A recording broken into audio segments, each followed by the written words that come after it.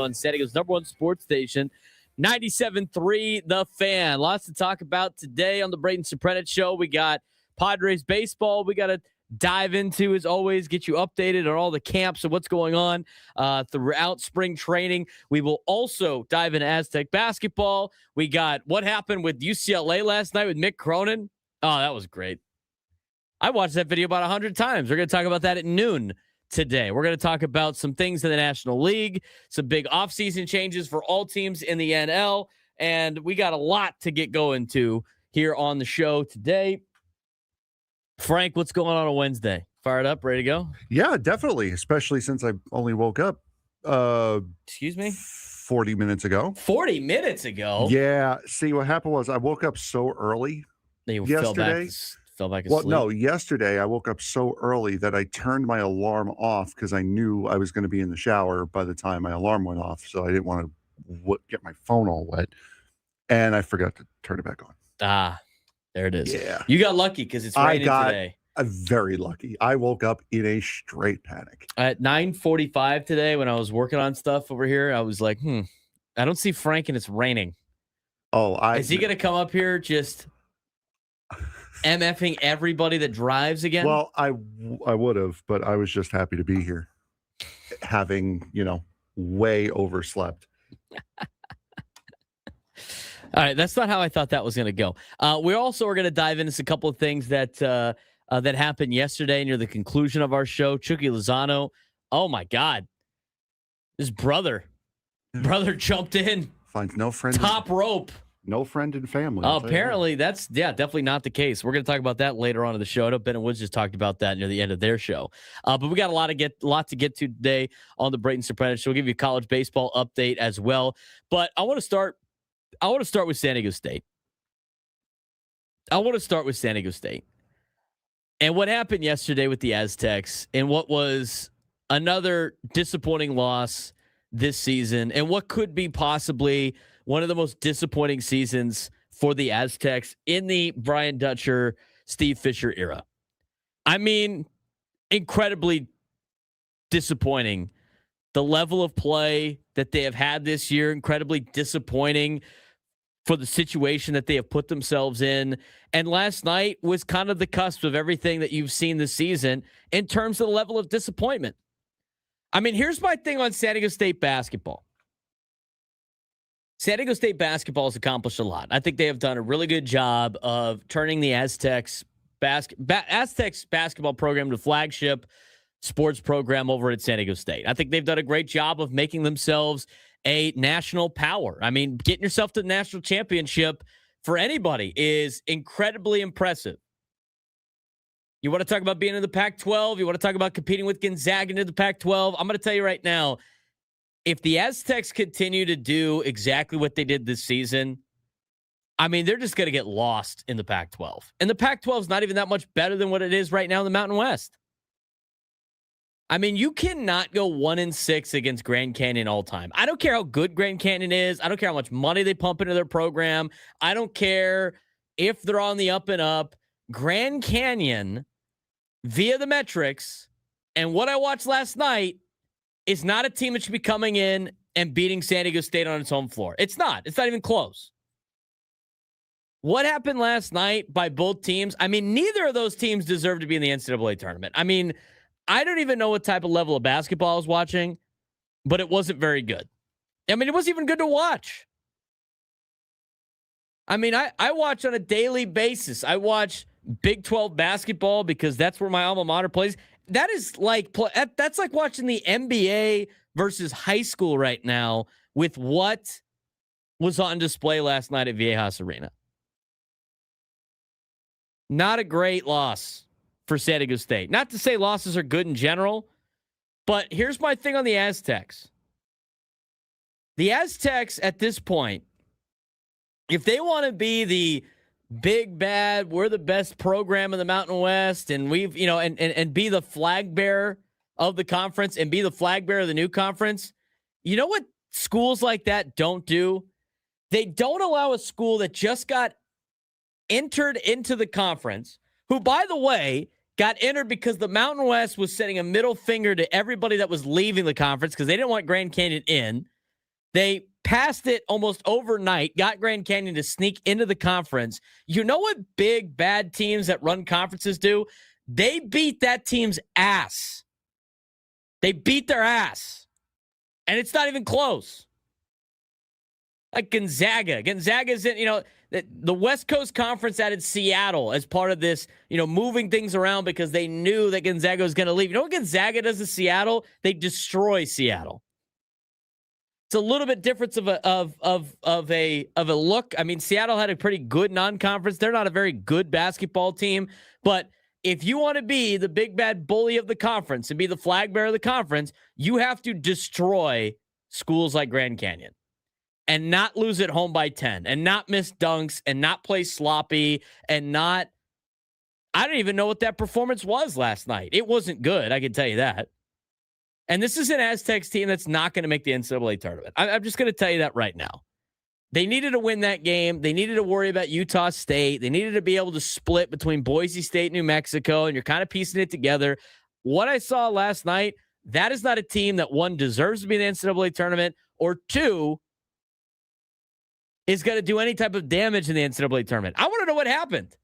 I mean, this is his team that we thought going into the season. I mean, we had with Miles Bird and Magoon Guath, right? They, maybe they won't make the NBA and they'll be able to come back. I mean, they thought they're going to the NBA. I mean, I might be missing something here. I don't see it. I mean, I know Magoon Guath has dealt with injuries, but he has been a massive disappointment for San Diego State. I mean, he's been very disappointing. I think Miles Bird, I mean, he shows flashes of being good. He shows flashes of, having being a presence player, but even him, I mean, it's just disappointing. I mean, I don't know how you let Grand Canyon come into Viejas Arena and just beat you up and bully you in the second half.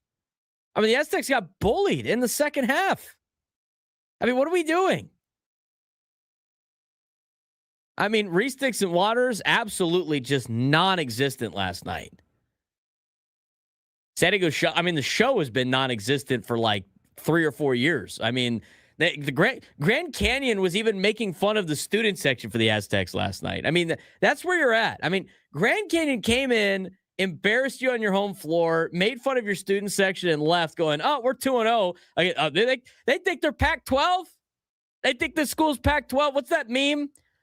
You got that kid sitting on the bench. I thought they's SEC. I thought the Aztecs were Pac-12. I mean, you're losing to Grand Canyon. I tell you what, I know Grand Canyon's got, a good coach. I know they have a better program, all this other stuff. If you want to be the program that is the flag bearer of your conference, you cannot lose to Grand Canyon. Student section was better than yours when they were at Grand Canyon compared. I mean, I don't even know what San Diego State. I mean, the show is just like non-existent now. I mean, just absolutely non-existent. But I don't know what the Aztecs were doing last night. It's a tough loss. I mean, the Troy loss really killed you at the beginning part of the year. That loss is really going to hurt you. I mean, you're now into a situation where you have to win the Mountain West tournament, and I don't know if they're going to be able to do that. I really don't. Not with the way Utah State is playing. Not with the way, I mean, San Diego State's not going to beat New Mexico on the road. If they do, I'd be shocked. They'll beat Boise because Boise's not very good. But what you saw last night between both teams, that's not NCAA tournament quality opponent. I mean, you look at like just the metrics. This is what you need to know about Grand Canyon. They're a quad 3 game. A quad 3 game. I mean, Grand Canyon going into Logan, Utah and beating Utah State, which does sound impressive, right? That's killing Utah State because it hands Utah State a quad 3 loss at home. That's exactly what this is. It's not like San Diego State lost a quad 1 game at home. It's a quad 3 game at home. Just utterly just terrible last night by the Aztecs. It's just not very good. Now, their season's not over. They have a couple of more opportunities to potentially climb their way out, but they have just made way too many costly mistakes, and I just overall, it's just been disappointing. And again, I mean, Magungwa's been disappointing, but he's at least the guy's been trying to play. I mean, he's got beat up all year. I mean, he's been hurt all season long. But now you got to win the Mountain West tournament, and that's kind of a crapshoot. You got to get hot in Vegas. And as anybody that knows that goes to Vegas, it's hard to just get on a heater in Vegas. Really disappointing game last night by San Diego State basketball. Just incredibly disappointing.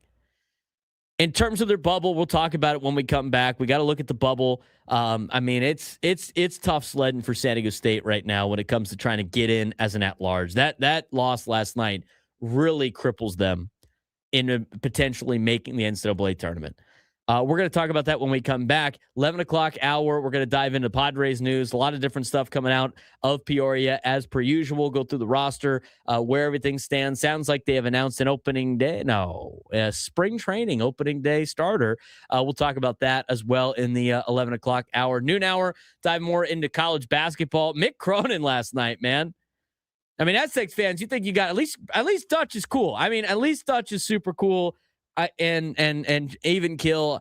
I have never seen Brian Dutcher never not have class. The guy is the definition of class. Mick Cronin last night, man, did he just set college basketball on fire. We'll talk about that at noon. We'll dive into the San Diego FC stuff. We got a lot to talk about. We'll take phone calls, 833-288-0973, 833-288-0973. Off and running, Braden Surprenant Show, San Diego's Urban Sports Station, 97 through the Fan. San Diego FC just took its first real international punch, but it survived. A 1-0 loss last Tuesday in Mexico City to Pumas Unam. But San Diego FC advances on a 4-2 aggregate score in the CONCACAF Champions Cup. Wasn't pretty, wasn't dominant, but it might have been revealing. Big takeaway.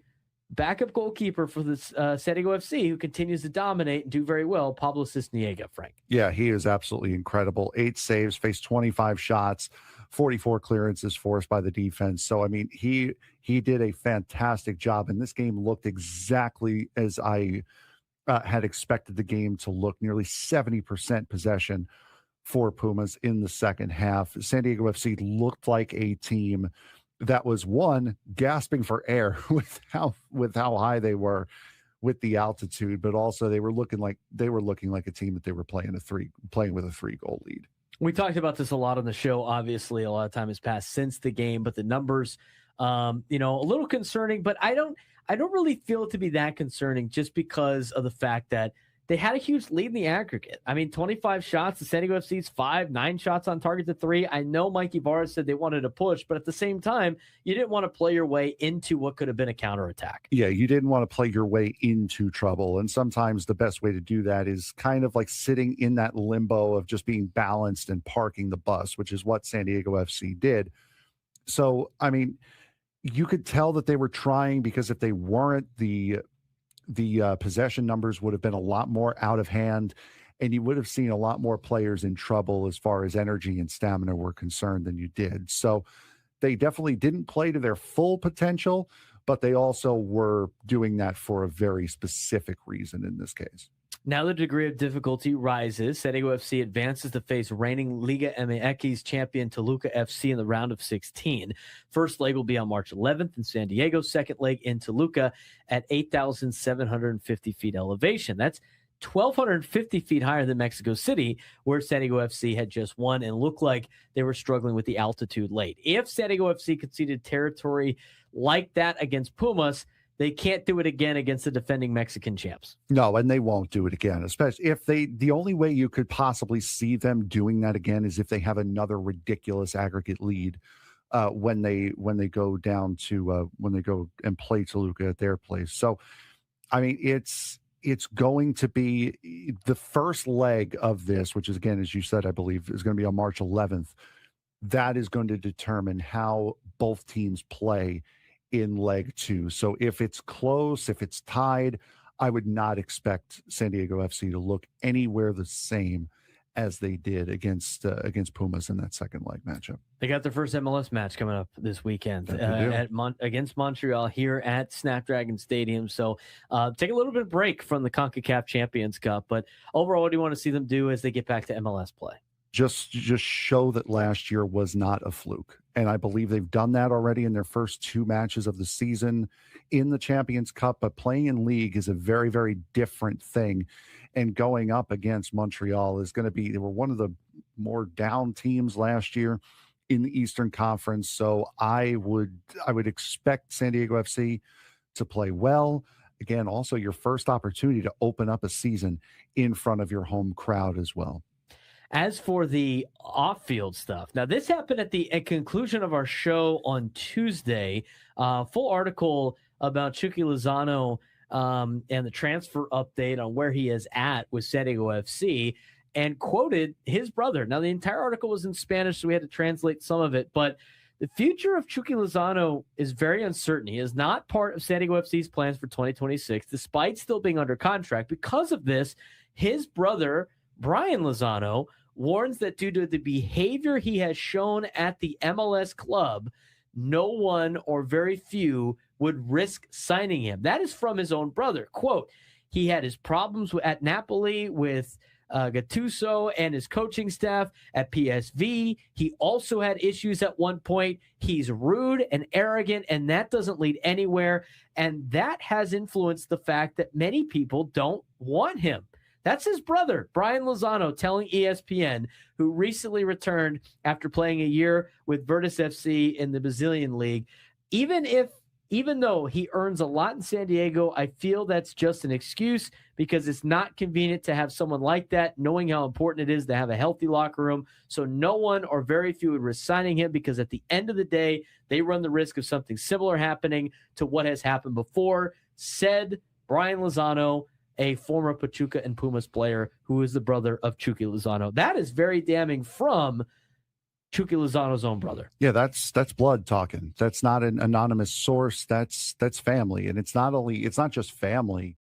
I can't stop watching it. I'm dying laughing at it. I have watched the Mick Cronin clip over 100 times, and every time it gets me. Every single time. I can't stop laughing at it.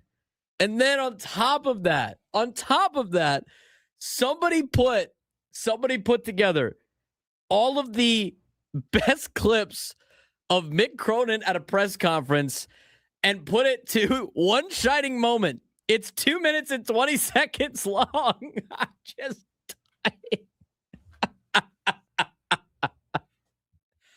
I'm going to have to play that at noon. All right, at noon, dude. We're going to have to. It is just the funniest thing ever. Mick Cronin, for people in the media, is the gift that keeps on giving. Aside from the people that that just ask the dumb questions and feel insulted when Mick tells them that they're dumb and they're dumb questions, and then they get all upset about it and they get all sad. Mick Cronin yelled at me. Aside from those media people, he's the gift that keeps on giving. He is classic. Did you raise your voice at me? That's gotta be a drop. Did you raise your voice at me? He's Frank Marchese. I'm Braden Surprenant. It's the Braden Surprenant Show, live and local each every day from 10 to 2 on San Diego's #1 sports station, 97.3 The Fan. During the break, it's now all over. This is what I get. Okay. With the Twitter algorithm and all that stuff, this is what I get. I am now just loaded with Mick Cronin quotes. And I was in a deep dive last night with the Mick Cronin stuff because I thought that story was incredible. We'll talk about it at noon. I just can't stop laughing. Let's go back to the Aztecs and San Diego State basketball. It just was not great. It just was not great yesterday. We'll talk about the bubble here in a second. At least Grand Canyon. Well, you know what? At least Grand Canyon's played their way higher into the thing. Instead of being a quad 3 loss, it's not only a quad 2 loss. So I guess that's more beneficial for the Aztecs than anything else in the net rankings. But still, if you want to be what the Aztecs say they are sometimes when it comes to men's basketball, you can't let Grand Canyon come in and just bully you in the second half in your own building. You just can't do it. You can't do it. We're going to talk about the bubble here in a second. Let's get to the phone calls. Kevin in Chula Vista wants to weigh in. If you want to weigh in today, 833-288-0973, 833-288-0973. Kevin in Chula Vista, I'm sure you're not happy with the way the Aztecs played last night. Well, the best way I describe this team is bipolar. And, you just don't know what personality you're going to get from this squad from game to game. And so when I'm doing the math, I agree with Mark Ziegler, and I did the math last night, same math as Mark. They've got to sweep their last 3 games, and then they've got to go no less than deep into the tournament at the Mountain West to get a shot if it's an at-large, and for certain it'd be in their best interest, obviously, to win the damn tournament and remove all of the uncertainty. But this team should be at 20 wins by now, and they're not. They're at 18. And we know the reasons why and what happened in the past. But what the problem I see with this squad is you don't have a great shooting team to begin with.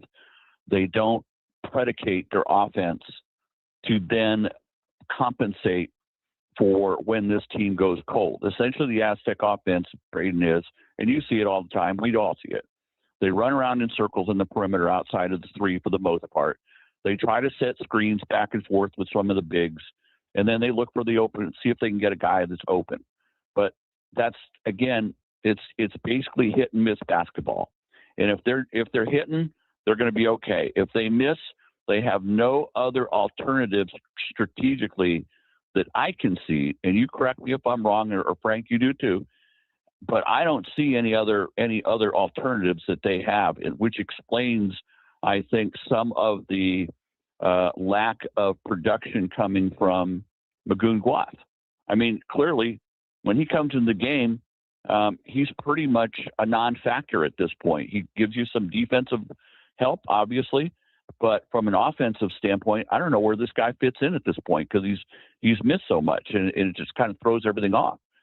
So, there's just a lot of disappointments, not only from the players, too many playground guys here, but strategically, from a coaching standpoint, this has been the Dutcher Fisher philosophy for a long time.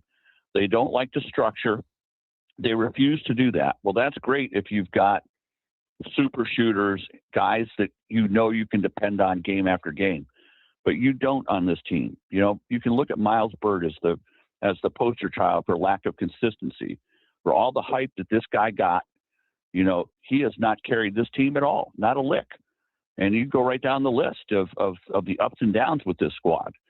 So that's the way I see it. It's a disappointment. And one last thing on the show. They have become irrelevant. One of the reasons is when you look at the major teams that are out there in D1, they put their student sections in places where you can see them and hear them, which is on the other side of the court. They're in front of the TV cameras. They're sitting where all the Gucci blue hairs are sitting at this point. San Diego State needs to rethink what they do with their students, because basically when you stick them in the corner in the dark, you can't hear them and you can't see them to begin with. So that's a strategic problem just from an athletic department standpoint. I would highly recommend to the entire AD out there, you need to rethink this, because you've got to get these kids back involved in your game and make it look like the bigger institutions that are out there, and do this. Sit your blue hair some other damn place. I don't care how much money they give. The most important environmental factor you have going for you is an engaged student section, and they are not engaged and haven't been for quite some time. That's right, Kevin. I mean, I just the show's been actually really disappointing for like almost a decade now. In terms of moving them, I don't, that's always up to the college. I mean, there's certain schools that, put their student section in the baseline. There's certain colleges that put their student section right behind, the benches. I mean, there's a lot of different places you can put it. I don't think it's the location. I mean, I looked over there the other day. They're not really doing anything. It's just not what it used to be. I remember when I was a kid, before I got to college, before you got to high school, it was a ruckus bunch. And now you just don't see that anymore over there. I don't know. Now, in terms of like the overall deal, I mean, to me, like, I think a lot of it has to do with recruiting. And I think it's a lot of like what San Diego State can get with what they have. I mean, you can say what you want, but like San Diego State's never going to get the big guy that's heavy in the paint, that's physical. I mean, why? Because that guy's going to get a ton of money to go to a big school. I mean, they physically just can't get those players. You know, they get a guy like Magoon Guath who could shoot on the outside, but he's light. I mean, he's 7 feet tall, but he is going to get battled in the paint. He's not big enough to hang in the paint. I mean, but those are the type of players that San Diego State has gotten for years because that's who they can get. You got like schools like UCLA, and they're not even doing that well, but you got Arizona. Look at Arizona's players. Arizona's a Power 4 school, right? On the West Coast, Gonzaga. These schools have big dudes, and they can afford to bring in huge athletes. San Diego State doesn't have those guys. They've never had those guys. They had Jaden LeDee. Jaden LeDee was a stud. Jaden LeDee could do a lot of different things. Jaden LeDee was big. I mean, when they have at least one big athletic player, they do really well. And Kawhi Leonard, Jaden LeDee. I mean, these are a couple of players that the Aztecs have had that have been able to take over. I mean, but the other thing too is the Aztec teams that make runs usually have a couple of big guys, but also they usually have a guy that can take over the game scoring wise. You don't really have that. I mean, I think they were helping Reese Dixon-Water was going to be that guy. He's just not that guy. Miles Bird plays great defense. Miles Bird hustles. Miles Bird does a lot of good things. Miles Bird can't take over a game offensively. He just can't. Magoon Guath can't take over a game offensively. He just can't. I think they're hoping LZ Harrington could probably do that in the future. As a freshman, he can't do it. And right now, like BJ Davis has been like one of their better guys, and he was coming off the bench for most of the time. I mean, they don't have really that dynamic player that takes over the game that Aztec teams have had in years past. And again, I think, I mean, you could say what you want about the way that this team like runs their offense and stuff. I think that's the way that they get players. I really do. I just think it's a way for them to get athletic players to go to their school. I think a lot of it has to do with recruiting. I think a lot of it has to do with the resources they have. I mean, I think San Diego State is trying the best they can with what they have. I think the coaching staff is, and to be honest with you, I think the admin is. I mean, you can't, we say this in baseball all the time with the salary cap. You can't spend money you don't have. I think you're starting to see that with a lot of colleges. I mean, we saw Alabama had their dollars go out. I mean, they had their finances go out in the public. They ended up pocketing $33 million, which gets funneled back into supporting a lot of these programs because they knew they were going to profit this year and lose next year because of the new college, whatever. I mean, there's new rules every single year, but it's kind of an anomaly that they ended up making money. But if you look at their schools, the school list of like what programs they have and how much money they made or lost, aside from 2 programs, they were losing money. These colleges lose money. I talked with Jake in the chat about this, and I kept asking the question. I mean, because he was pointing out that like, well, they all make money and they're all making all this money, and well, who's getting all the money then? That's my question every single time when people go like, well, the athletes are getting paid fair and the schools. Who at the school is making all the board members? Who's making all the money? Who's walking around with hundreds of millions of dollars in their pocket because their athletic programs made all this money? I mean, go look through these programs. There's like probably 4 or 5 in the country that actually profit at the end of the year.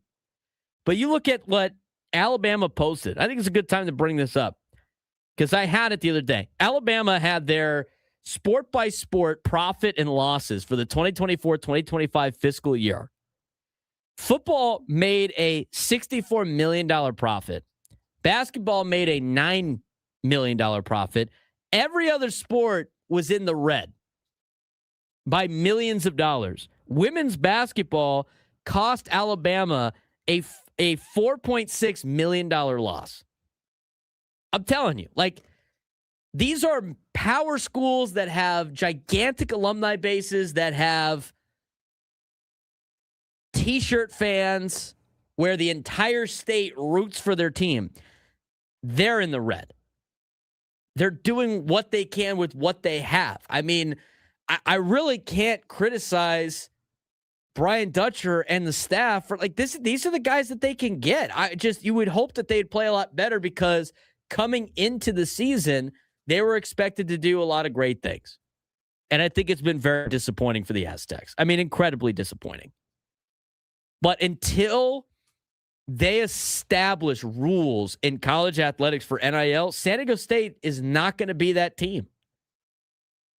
Brian Dutcher said it in an article with Mark Ziegler a couple of weeks ago. Their budget is good for like where they're at, but they're never going to be able to compete with some of the teams at the top level. The disappointing thing, though, is they should be able to compete with the Mountain West schools, and they shouldn't be losing those games. And that's what's frustrating to watch, is they have talented players enough to do the damage that they should be doing right now in conference, and they do have enough revenue and money to have the players to do damage in the Pac-12. And they're not at that level yet. And that's what the frustrating part of this is, because you had the conversations in the offseason, Magoon Guath potentially going to the NBA and Miles Bird potentially coming to the NBA. And then they come back and you had Reese Dixon Waters, who missed all of last year, come back to play. And you are in a situation now where you got to win the Mountain West tournament to make the NCAA tournament. I'm sorry, that's disappointing. You can't change the narrative of that any other way other than it's disappointing. It really is. I mean, some of the scheme and all that stuff, I mean, you could criticize that maybe in basketball. I don't feel like it's really going to make that big of a difference. You got to be able to play with the guys that you have. And the guys that you have are good enough to beat Grand Canyon, and that's the frustrating part. The bubble is a mess. San Diego State's bubble is in a complete mess. And when we come back, we'll quickly look at that. At 11 o'clock, again, we're going to dive into all Padres baseball. Tony Clark stepping down as head of the MLBPA. What a story that is. We're going to talk about that in just a little bit, too, as we continue on the Braden Surprenant Show. San Diego's #1 sports station, 97.3 The Fan. College football realignment never sleeps. Never sleeps. This week, the headline isn't from the SEC or the Big Ten. It's from the MAC. Sacramento State is officially moving up from the FCS to the FBS and will join the Mid-American Conference as a football-only member starting in 2026. Let's talk about what this really means. The numbers. Isn't a casual upgrade. $18 million conference entry fee, $5 million to the NCAA to move up, roughly $23 million total investment. That's serious money for a former FCS program. Sacramento State becomes the first West Coast program in decades to make the jump to the FBS, and they'll replace Northern Illinois, which is leaving for the Mountain West Conference. Here's the catch. They're not going to be eligible for the postseason for 2 years. They can't compete for the MAC title for 2 years. They're transitioning during one of the most chaotic eras of college football history. That's a high-risk move, Frank. Yeah, it definitely is. And I think that's even more money than what was projected, because we know, what was it? North Dakota State had to pay, $18 million between joining the conference and between joining the Mountain West and the NCAA.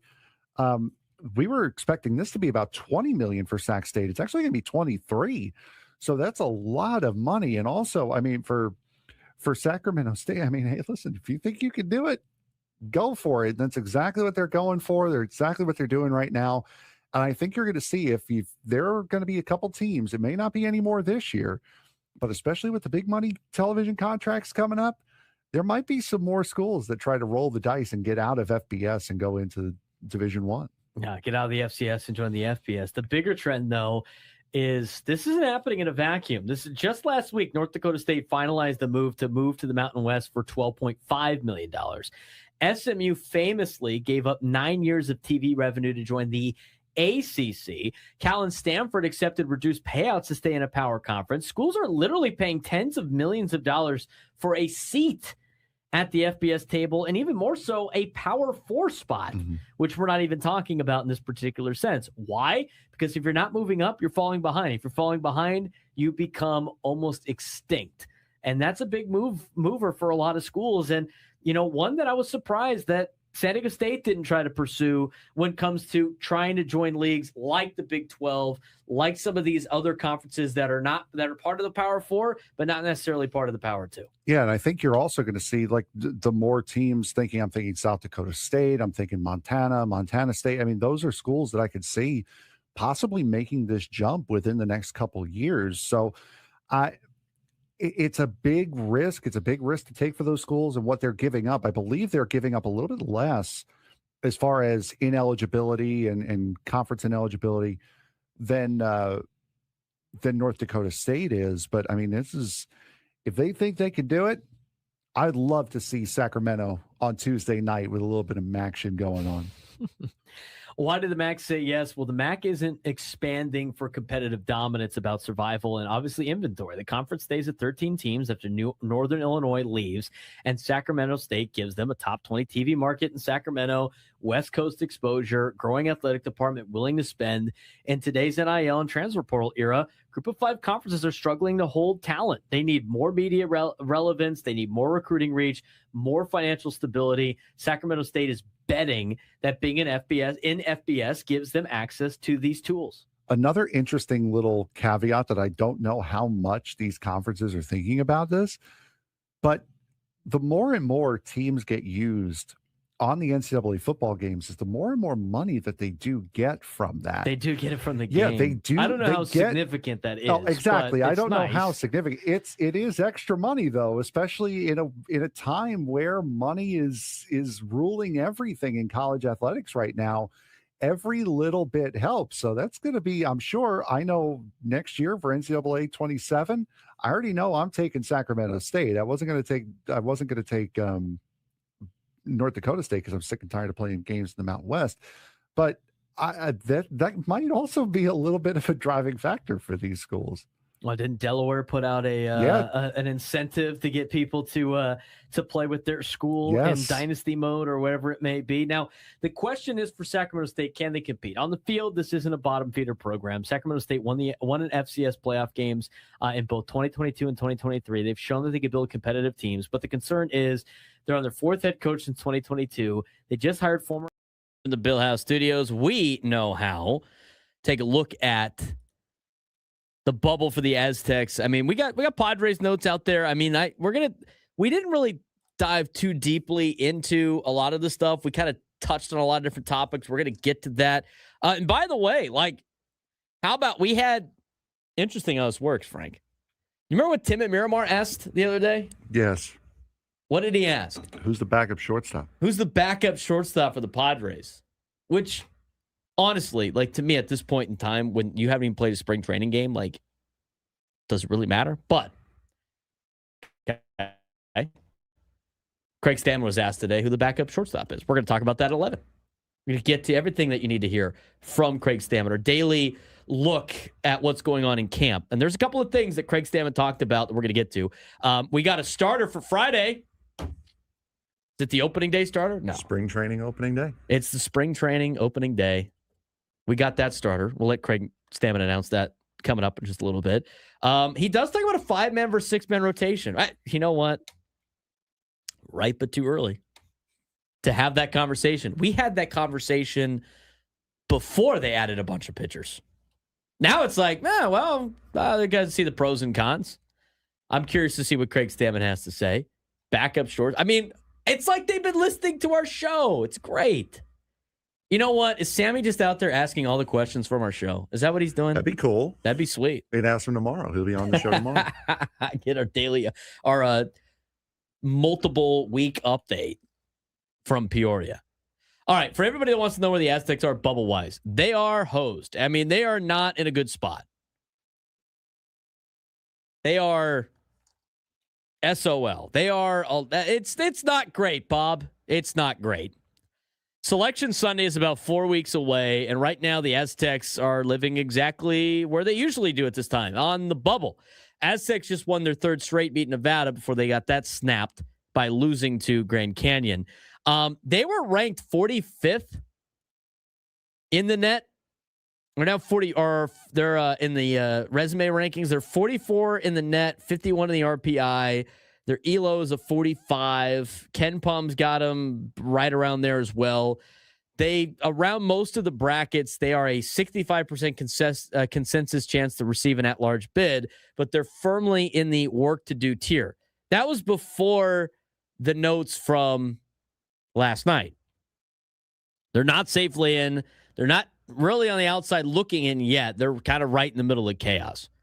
The good news for the Aztecs, Mountain West is still tracking towards 3 bids, which had been the norm the past 5 seasons. Utah State seems to be a lock. San Diego State currently has a noticeable cushion over New Mexico as an at-large, and the head-to-head win over New Mexico on January 17th was huge. That mattered, and it will matter again when they play on February 28th. The Aztecs don't have a flashy resume, but they do have what a committee respects. Solid net profile, yes. Top 45 in the net at number 44. They have some pretty decent competitive predictive metrics, and they lost their momentum a little bit. Historically, the committee does give the Mountain West some respect, especially San Diego State. If you are a team in the Mountain West Conference that is a bubble team, you better hope that your name is San Diego State.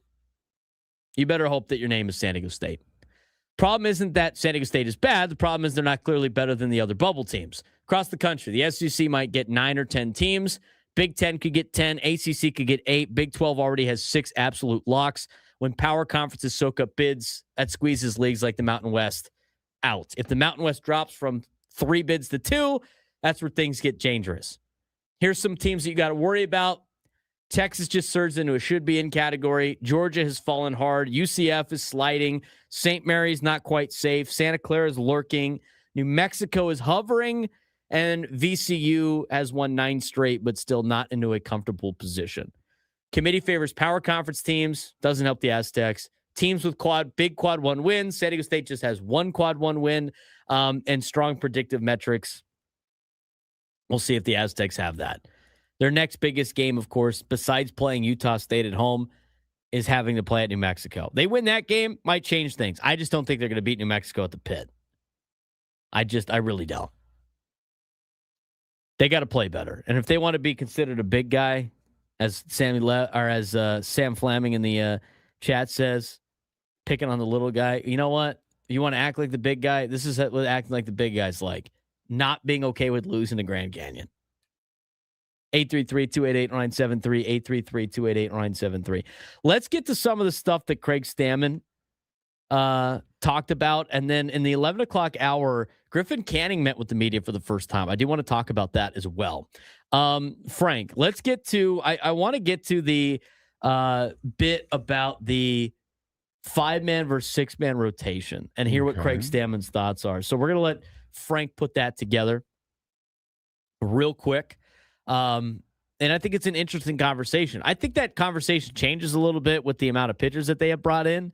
But again, there's pros and cons to all of these things. I mean, the cons of the 5-man rotation, your guys are pitching more times, more often. And that is from a sense of, well, are you trying to limit the ability, or should I say limit the usage of guys like Michael King or guys like Joe Musgrove? If that's the case, you don't really want the 5-man. 6-man rotation, well, if it doesn't work out and your pitchers don't do very well, then all of a sudden you got to worry about fatigue to the bullpen and burning your bullpen out too early. There's pros for both, but here's what Craig Stammen had to say about it, because I think the question is now even more interesting than when we talked about it, because they have added Walker Buehler, because they've added Herman Marquez, because they had guys already slated to be in the rotation. Here's Craig Stammen from earlier today talking about the pros and cons of a 5-man versus 6-man rotation. Have you thought at all, like you've Joe and Michael coming off injuries last season, different degrees, have you thought at all about the pros and cons of 5-man rotation versus 6-man rotation, or is that to be determined down the line? Yeah, I think a lot of things that we talk about internally are like that. Even when we go back to the offseason, we're talking about some of the relievers being starters. Just things that we talk about and evaluate, see if the pros and cons of it, and then make a decision. So we haven't made that decision yet. We'll see how spring training goes. We'll see how they handle all the live BPs and the simulated games and the backfield games and the actual games in the stadium, and then, see how they're recovering, if they can do it every 5 days or if they need that extra day. we'll kind of map it out with off days and all that as best we can. Fair to say both are possible. Yeah, everything's on the table. We want to do what's best for them and what's best for the team, and how we marry those two things is yet to be determined. Even with you guys have adequate off days in the early, like at least a day off every week. You still might consider the 6-man? Yeah, I think so. I mean, we'll see how these guys bounce back. That's the number one thing is, are they capable of being their best when we put them on the mound? Whatever that scenario looks like, that's what we're going to do. I think this is going to be interesting the way it plays out, because I think it determines how you make your roster, obviously. And I think it's the difference between guys like Walker Buehler making the team as opposed to maybe a long relief guy.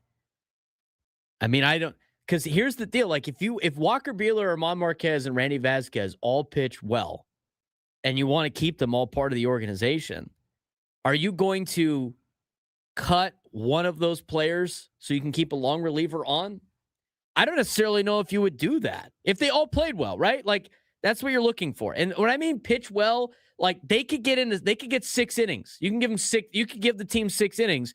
So when it starts coming down to, are you going to, like, I'll use this as an example, because as of right now, I think Kyle Hart is in line to be a long relief guy out of the bullpen. I really do. He's on the 40-man roster. They gave him $1 million. They re-signed him to be part of this organization. And in order to get Walker Buehler, right? I mean, they still have to make a move for Griffin Canning, too. I mean, Griffin Canning might start on the injured list. I mean, we're going to hear from Griffin Canning in the 11 o'clock hour. But if it comes down to it, it's not like you can move one of those guys to the bullpen. Like Walker Buehler said, I'm a starter. I'm here to start. You brought Armand Marquez in here to start. And Randy Vasquez is a starter. You're not going to move him back to the bullpen when you have made this much progress of him being a starter. So if it comes down to it and all 3 of those guys play well, wouldn't it be beneficial for you as a team to try to keep those guys on the major league roster? I'm just asking questions here. But if it comes down to it, you have to cut one of these 4 players. Armand Marquez, Randy Vasquez, Walker Buehler, Kyle Hart. One of those guys doesn't make the team.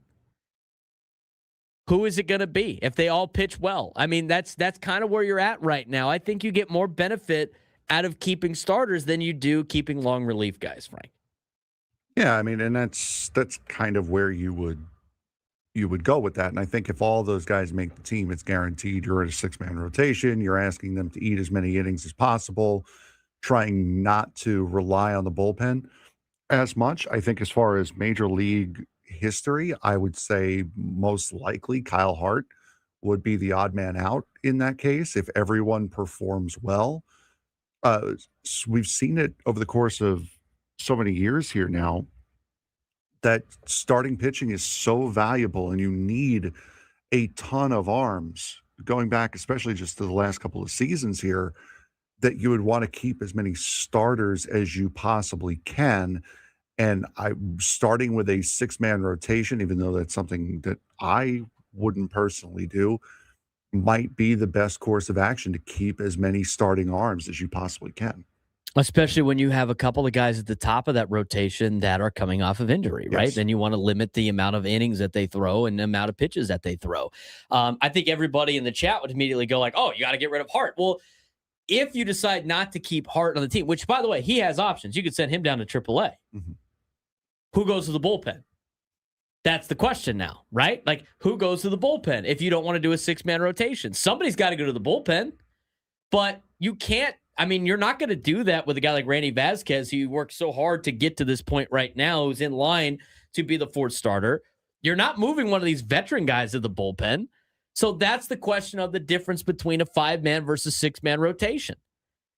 You know, instead of maybe keeping some of these guys, and maybe you got to make some cuts in the bullpen too. I mean, we didn't talk about the bullpen at all. I mean, Bradley Rodriguez has a lot of great stuff, but the thing is, because people are like, oh, they're going to trade Yuki Matsui. Like, I don't necessarily know that's possible. I mean, possible. It is possible, but I don't necessarily know that's an option when you have, again, there's sometimes between the lines, there's the game within the game. Like Bradley Rodriguez, let's use him as an example, right? he's on the 40-man rotate. He's on the 40-man roster, which is a huge step for him to be on the major league club. But if it's going to come down to Yuki Matsui getting released and having to pay him to go elsewhere or work a trade, or Bradley Rodriguez, so you could just send out a AAA, I don't care how. I mean, that's how much better Bradley Rodriguez has to pitch. He has to pitch so much better that you have to cut somebody and eat payroll to put him on the roster. And a lot of teams don't necessarily want to do that. No, but especially with guys who are getting paid as much as Wandy Peralta and Yuki Matsui are. Right. You're going to have to really wow somebody in order to have them come off. And Wandy Peralta, again, did not pitch badly last year. He had the one game in New York where they forced him to eat it. And other than that, I mean, he was fantastic. You didn't see much of Yuki Matsui down the stretch. This is also assuming, by the way, that Jason Adam is going to be ready for spring for opening day, which he says he's going to be. He wants to be. He's working towards it. But that's also assuming that Jason Adam is going to be ready for opening day. Which I don't think he will be. I think because it's going to come down to him fielding his position, running like a sprint to first on any type of PFP play. He hasn't been able to do that yet from the reports that we're getting. Pitching is fine. Jason Adams pitching, it looks fine. And it sounds like he feels fine pitching, but pitching's not the problem. Like being able to crash and cover on a bunt, being able to cover first base. I mean, I know he's not batting or running the bases, which you would think you would, but he still has to sprint around the infield to do his job when the ball is in play. And until he's able to do that, he's going to be probably on the injury list. And I think Griffin Canning's probably in the same spot. I mean, he's been throwing. Like Griffin Canning threw a bullpen not too long ago at UCLA for a bunch of teams. That's when the Padres saw him and then signed him. But for Griffin Canning to be ready, it's the same thing on the Achilles. Can he sprint? Can he change directions? Can he come up and field his position? Those are the things that need to be in play. But those are two other guys, right? So I would imagine they both start on the injured list just because, I mean, just to try to make the roster happen. And again, there's pros and cons for a 5-man and a 6-man rotation, right? Mm-hmm. The con of the 6-man rotation is 100% true. It's like you have one less bullpen arm. But if you have one less bullpen arm, the idea of the 6-man rotation is you don't have to use as many bullpen arms because you are using more starting pitching. And you're getting deeper into games because guys are having an extra day rest. Like either situation, if your starters don't go deep into games, you're screwed anyway, right? So you can't use that as an argument of why it doesn't work. Well, if the argument against the 6-man rotation is you don't have as many bullpen arms to save pitchers when they don't go deep in the innings, I got news for you. That's the same case with a 5-man rotation, Frank. I've seen it with the Padres where the 5-man rotation has starters not going deep into games and the bullpen still burns itself out with the extra arm that they have. The key here, you got to have starters go deeper into baseball games. And to me, whatever puts the Padres in a position to do that and have these guys as fresh as possible near the end of the season, that's going to be the play that they decide to do. And I also think how Walker Buehler and Griffin Canning and Armand Marquez and some of the guys that Randy Vasquez that are competing for a starting spot, which I think Griffin Canning's going to get one when he comes back, but how they do in spring training, I also think dictates what they're going to do 5 or 6-man rotation wise. And the thing is, a lot of people that just say, oh, it's easy, just saying, not a lot of these guys can get sent down to AAA. And that's where you get into the problem of you either use them or lose them. Yeah, exactly. You've signed a bunch of good major league talent. Now the problem is you have to find a place to be able to keep all of said major league talent, and that's by keeping them in the major leagues, which means you're going to have to make tough decisions. They're good decisions to have to make just based on the quality that you have. But I mean, we have to wait and see because there's a lot of things that can and most likely will happen over the next month. When we come back, we got more sound from Craig Stammen as we get our daily hit from Craig as he talks with the media. A couple other things he has answered for the Padres. We'll get to that next on the Braden Surprenant Show, setting his number sports station, 97 to the Fan.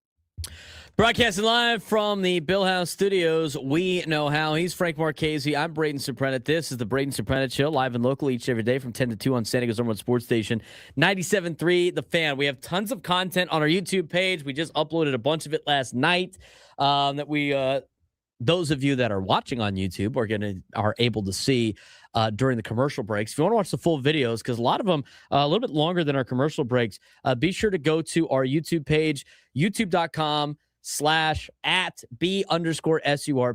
Hit subscribe. You can find it a lot easier that way. We're trying to get to 1,000 subscribers on the Braden Surprenant Show page. We're up, I think, over 760 at this point in time. So that's great news. Thanks again for doing that. We got lots of extra content that we don't have time to talk about on the show. San Diego goals split with Bakersfield over the weekend. We talked about that in a video. We've talked about the Chucky Lozano situation. We have San Diego FC updates. We have updates on every D1 school here in town for all of their sports: baseball, softball, basketball, women's basketball as well right now. I mean, those are all in those reports. We got tons of extra Padres baseball content up there as well. Pro sports, the NBA, NHL. I mean, whatever is happening that somewhat impacts San Diego, Frank and I are talking about it. We have it in, very bite-sized pieces, not very long, quick little hitters on the trending topics around sports. Again, all of that content, extra content. If you want to hear from us more, the Braden Surprenant Show on YouTube, youtube.com/@B_SURP. If you're watching on 97 through the fans page, again, you could go to the main page. First of all, subscribe to that, to our page on 97 through the fan if you haven't done so already. And then it says our shows, easy to subscribe. You can subscribe to Ben and Woods. They're close to 9,000 subscribers right now on their YouTube page. Gwyn and Chris, trying to bump those numbers up a little bit. You can subscribe to them as well. Sam Levitt's on there. Matt Scraby, you can subscribe to his page. Also, they're all listed right on the homepage at youtube.com/@973 The Fan. We appreciate that. It makes it a lot easier for you guys to find our content. And we post a lot of extra stuff on there. I mean, all of these quotes and stuff that we are playing on the radio from Craig Stammen, from the players, Sam is putting up on the YouTube page at 97 through the fan, at 97.3 The Fan. Go to 97 through the fan on YouTube. YouTube.com, same thing, /@973 The Fan. If you go on there, it has the full 4-minute interview with Griffin Canning. It's got the full Craig Stammen daily media sessions. I mean, the whole 100%. I mean, we only play some of the clips. There's a lot more that Craig Stammen is talking about. You can only get that with us, or you can only see the full versions of that with us at 97.3 The Fan on YouTube. I mean, it's an easy place to find it. So we have that all posted up there. If you haven't subscribed to our account yet, if you're a Padres fan, do it. We're going to do more content throughout the year. And again, at B_SURP on YouTube, as well as 97.3 The Fan. Lots to get to today on the show. We're going to talk more Padres baseball in a second, but did have a phone call, wants to talk about Aztec basketball a little bit. Let's get out to Tony in San Diego. Tony, what's going on, man? How's it going? You guys hear me? Mm-hmm. Yeah. Last night I went to the game. Well, first off, shout out to the chat room. This is SD Activist, first time calling in. Appreciate the phone call, dude. Thanks for joining us on the YouTube chat as well. Yeah, so basically, I went to the game last night. The team, the lack of cohesion on offense, working the ball around, no organization. What do? You look towards Dutch, and I think about Magoon Kwa,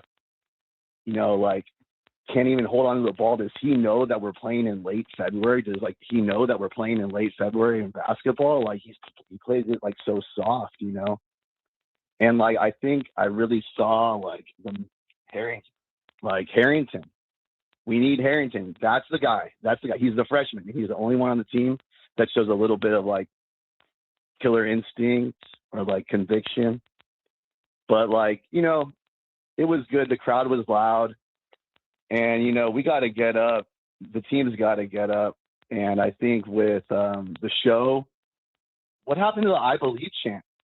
What happened to the home atmosphere where it's let's go, and SDSU, Aztecs, either way, they got to show conviction. And it's I remember the show Never sitting down, but times have changed, generations changed, but we got to carry it on. The Aztecs for San Diego. Yeah, Tony, you hit a lot of spots, man, and I appreciate you calling in for the first time. Thanks again. He says it right with the Aztecs just overall just have not been able to, play at that level of intensity that we were expecting them to play at. The show, they still do the "I believe" chant. They do it super early in the game. They have not been one of the better student sections in a long time. They just haven't, and they could get upset about it. But the reality is, they just haven't been fun, or rowdy, or what they used to be. It's just not what they used to be. 833-288-973, 833-288-973. Let's get to some Padres baseball. Okay, let's get to some more of the clips from Craig Stammen today as he met with the media. Let's first of all get to the situation of who's starting on Friday. Everybody loves that. I'm curious if anybody went a little bit further. The joke every year was like the first day of pitchers and catchers asking the manager who's going to start opening day. Nobody asked that this year. Or maybe they did, and we just didn't post it. I always find it a little bit funny. But we do know who's starting Friday's game against Seattle, which you can hear right here on 97.3 The Fan. Here's what Craig Stammen had to say about who's starting the game on Friday. You know what this means, Frank? This means we're closer. We got it closer to baseball, closer to actual baseball. Here's what Craig had to say. Is TBD still going on Friday, or do you have a... No, TBD got scratched, and we're going to go with Logan Gillespie in game 1 against Seattle. So he'll be our first spring training game starter. Out of curiosity, I know he started a little last year, pitched some long relief. What could his role be? Yeah, he's going to be jack of all trades. He could do anything. We're going to stretch him out just to give us some links and give us somebody that we can rely on that can do a bunch of different things. If we stretch him out and we decide to put him in the bullpen, he could be a bulk reliever.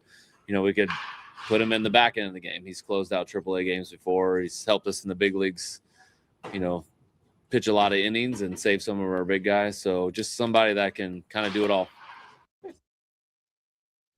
That's usually the case for the first game, right? You get a bullpen guy out there, start the game, see what he goes. I'd be curious to see who plays in this game for the Padres. Don't expect all the starters to be in there. Probably a handful. You'll see a couple of you'll see one at bat maybe per player, and then they're off. And game 1 will be in the books. But that means we're one step closer to baseball, huh? One step closer to baseball. The other thing too is some word on when Sungmoon Song will be ready for Cactus Play. Here's Craig Stammen on the latest update on Sungmoon Song.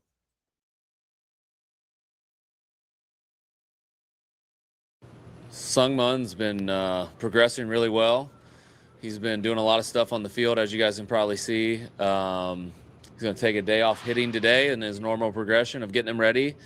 And then he'll get a couple of full day practices where he's, full go. We're not watching him. And then once we check those boxes, he'll be getting in a spring training game and we'll get a good look at him. Any defensive positions you're thinking of for him? Yeah, I think right now we've been working him out at second base and third base. I know he feels really comfortable in those two spots. We get him really comfortable, feeling good about where he's at right now, and then maybe we'll move him around after that. But for right now, second base, third base feels really good for him. They were having him get some fly balls too, if I'm not mistaken. So I'm curious on the maybe get some outfield work as well. But Sungmoon Song, again, he came in, he got hurt during the off season right before he got to camp. So he's trying to get back on the mend and get back out there for the Padres. Last one for you. And this was for Tim and Miramar. Who's the backup shortstop going to be for the Padres? We know that Xander's the starting shortstop, and they moved some guys around. Is it Jake Cronenworth? Tim and Miramar wasn't so sold on Jake Cronenworth, but they asked Craig Stammen who the backup shortstop would be in case of emergency or in case Xander Bogaerts gets hurt. Here's what Craig Stammen had to say. Jake is definitely one of them. We kind of put him over there last season. I don't know what the decision making was. I wasn't part of that, but he came over and then he made some great plays in Colorado, if I remember right. And we're kind of like, all right, Jake can play shortstop. And he knew it all along. It's just, maybe us being stubborn and not putting him over there. But Jake will definitely be one of those guys. Song will be another guy that we maybe try at shortstop. We've got Mason McCoy. We got a few guys that can sneak over there and play shortstop. But as far as backup shortstop goes, I don't, we'll see how the roster shakes out and, who we put on the bench and what they can possibly do. I really don't think Mason McCoy makes this team, Frank, and I don't think you can waste a roster spot on him being a backup shortstop. No, I agree entirely. The only way to me, like Mason McCoy gets up with the big league club or Will Wagner or some of those guys is in injuries.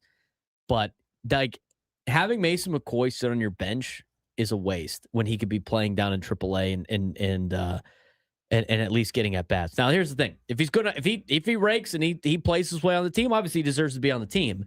But in the whole process of just like carrying a guy just for a backup shortstop, I'd rather just take my chances with Jake Cronenworth. Yeah, it's not even that. It's you already have a backup infielder. If you have a guy who's straight up your backup shortstop, that is a waste of a spot. You need a utility infielder, a guy who's going to be able to play in multiple spots, and that's already Sungwoo Sung. So you've doubled up on that spot. Now you're either going to carry 2 infielders or 2 outfielders, and typically that would be a 2 infielder spot. But if you're carrying Mason McCoy just to be a backup shortstop on the one day a week that Xander Bogaerts needs a day off, if that, then that is a waste of a spot. We haven't heard from Griffin Canning yet, and we're going to get to that in a second because we got to take a break. Griffin Canning did meet with the media, and when we come back, we're going to talk about how what he said kind of led to some of the success he had last season before he ended up rupturing his Achilles. And it's something to do with where he played and why he had such a great start to the year. We'll talk about that. We'll hear from Griffin Canning for the first time when we come back on the Braden Surprenant Show, San Diego Summer Sports Station, 97 through the Fan. The 68th running of the Daytona 500 delivered exactly what the Great American Race promises: drama, chaos, and a finish nobody saw coming until the final 500 yards. Tyler Reddick won the Daytona 500, and he did it by leading exactly 1 lap.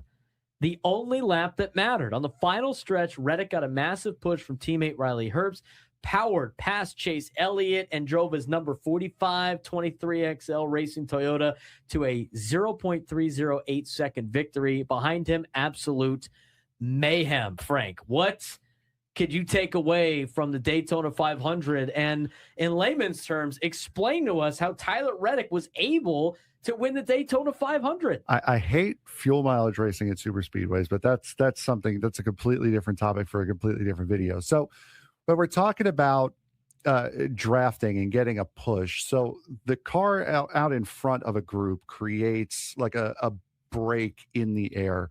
And when you're behind, this is why you save fuel when you're behind an 18-wheeler, when you're tailgating behind an 18-wheeler, because it's punching such a big hole in the air. You don't have as much air resistance on your car, so it goes faster. Bump drafting is basically that. It's the car using that speed advantage to bump the car in front of it to help it go a little bit quicker.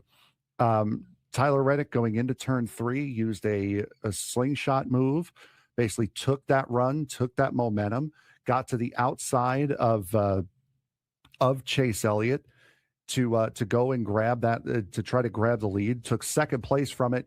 Then in turn 4, got to the inside and made the move to the inside, while his teammate Riley Herbst at 23:11 was able to get to the outside, and that caused just a big crash. It was a race that had a record 25 different leaders, 65 lead changes, and a race that felt like it had 5 different endings in the final 2 laps. And for Tyler Reddick, I mean, the win carried extra weight. After going winless in 2025, there were questions. When you drive for 2311 owned by Danny Hamlin and Michael Jordan, expectations are championship level every single season. Reddick admitted the drought forced the team to look in the mirror this offseason, and Sunday was definitely validation. Yeah, absolutely. He is a very, very good oval racer as well as road racing. He's a very, very competent driver. And for him to have a season like he had last year with a team and components that a team like 2311 has, that was a very, very big drought for him, and then able immediately to come back and take the win this week. Again, as you said, it's just major validation for him and everything the team was able to do over the course of the offseason. And fittingly, it came in a race that nearly slipped away multiple times. At the white flag, it looked like Carson Hocevar might steal it until he spun in turn one. That handed the lead to Chase Elliott, who appeared poised to grab his first Daytona 500. But Elliott knew the run was coming. He chose not to throw a desperation double block on Reddick, like avoiding a wreck that could have wiped them both out. And Reddick capitalized.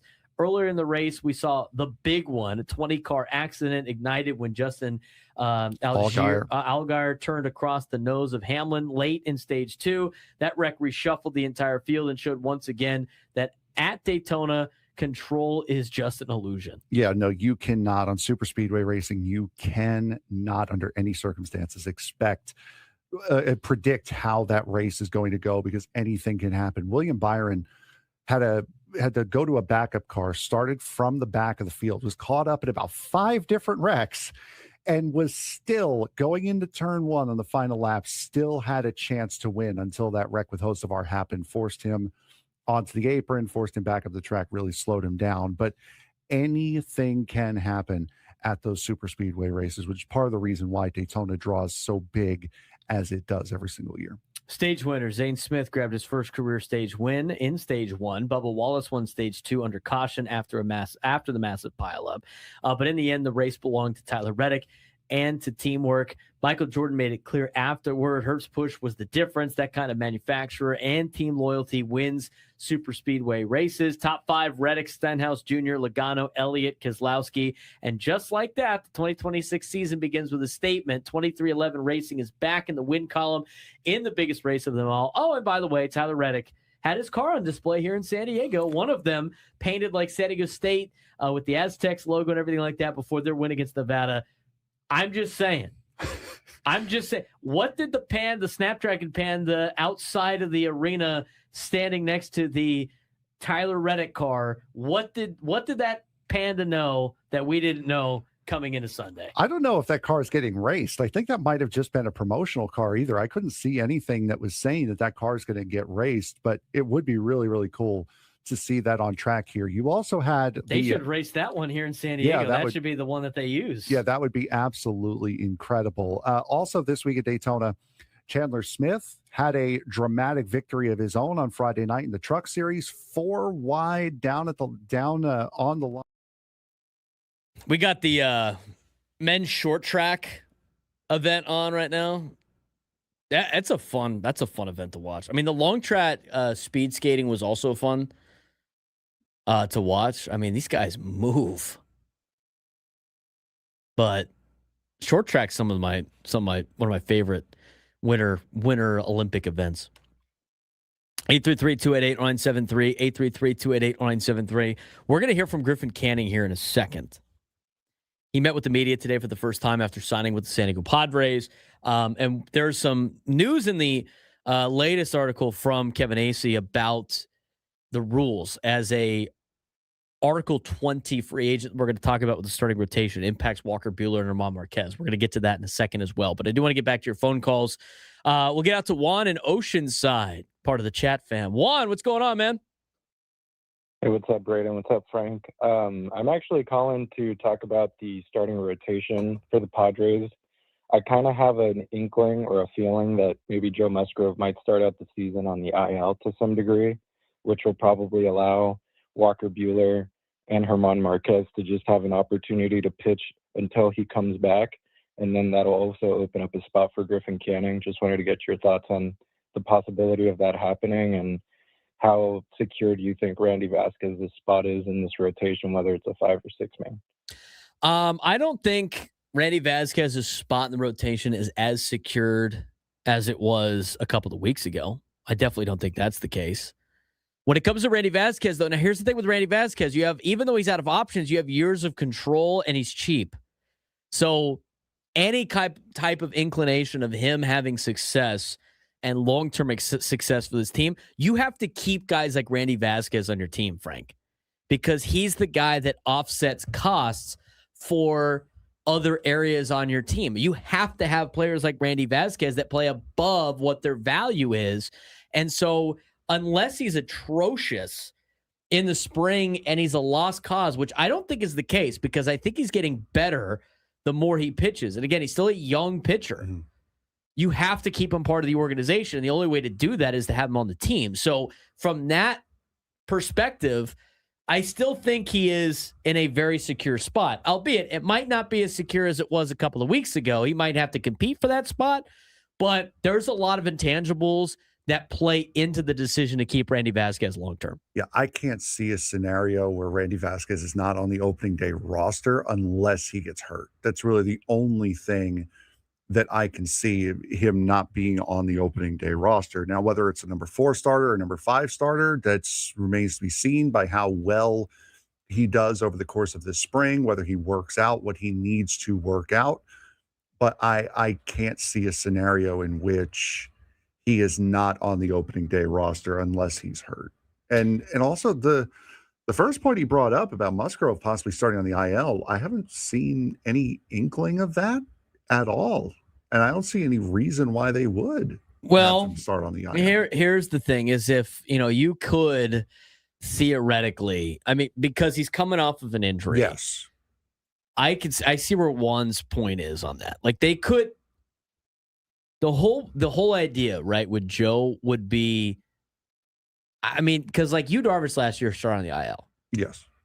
The whole and the whole conversation we had last year about it was like, I don't care what Yu Darvish does in April, in May, in June. I care what he does in July, August, September, mostly August, September, October.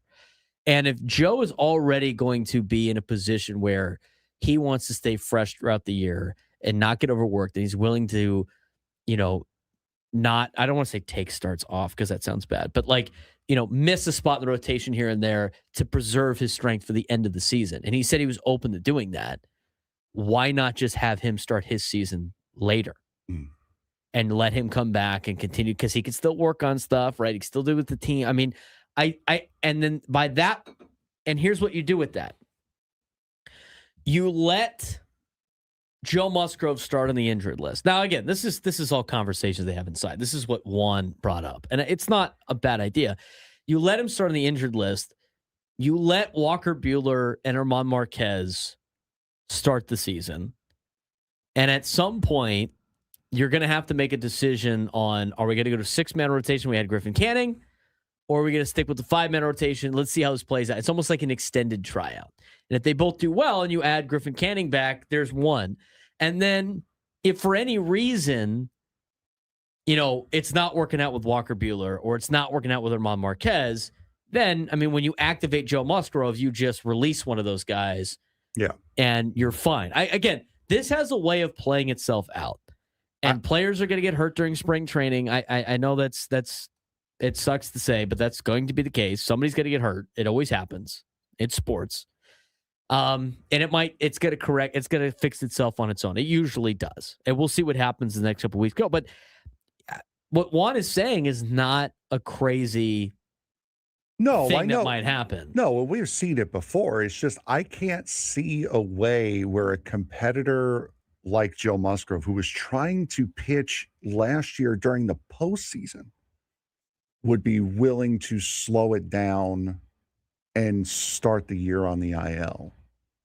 I can't see him doing that.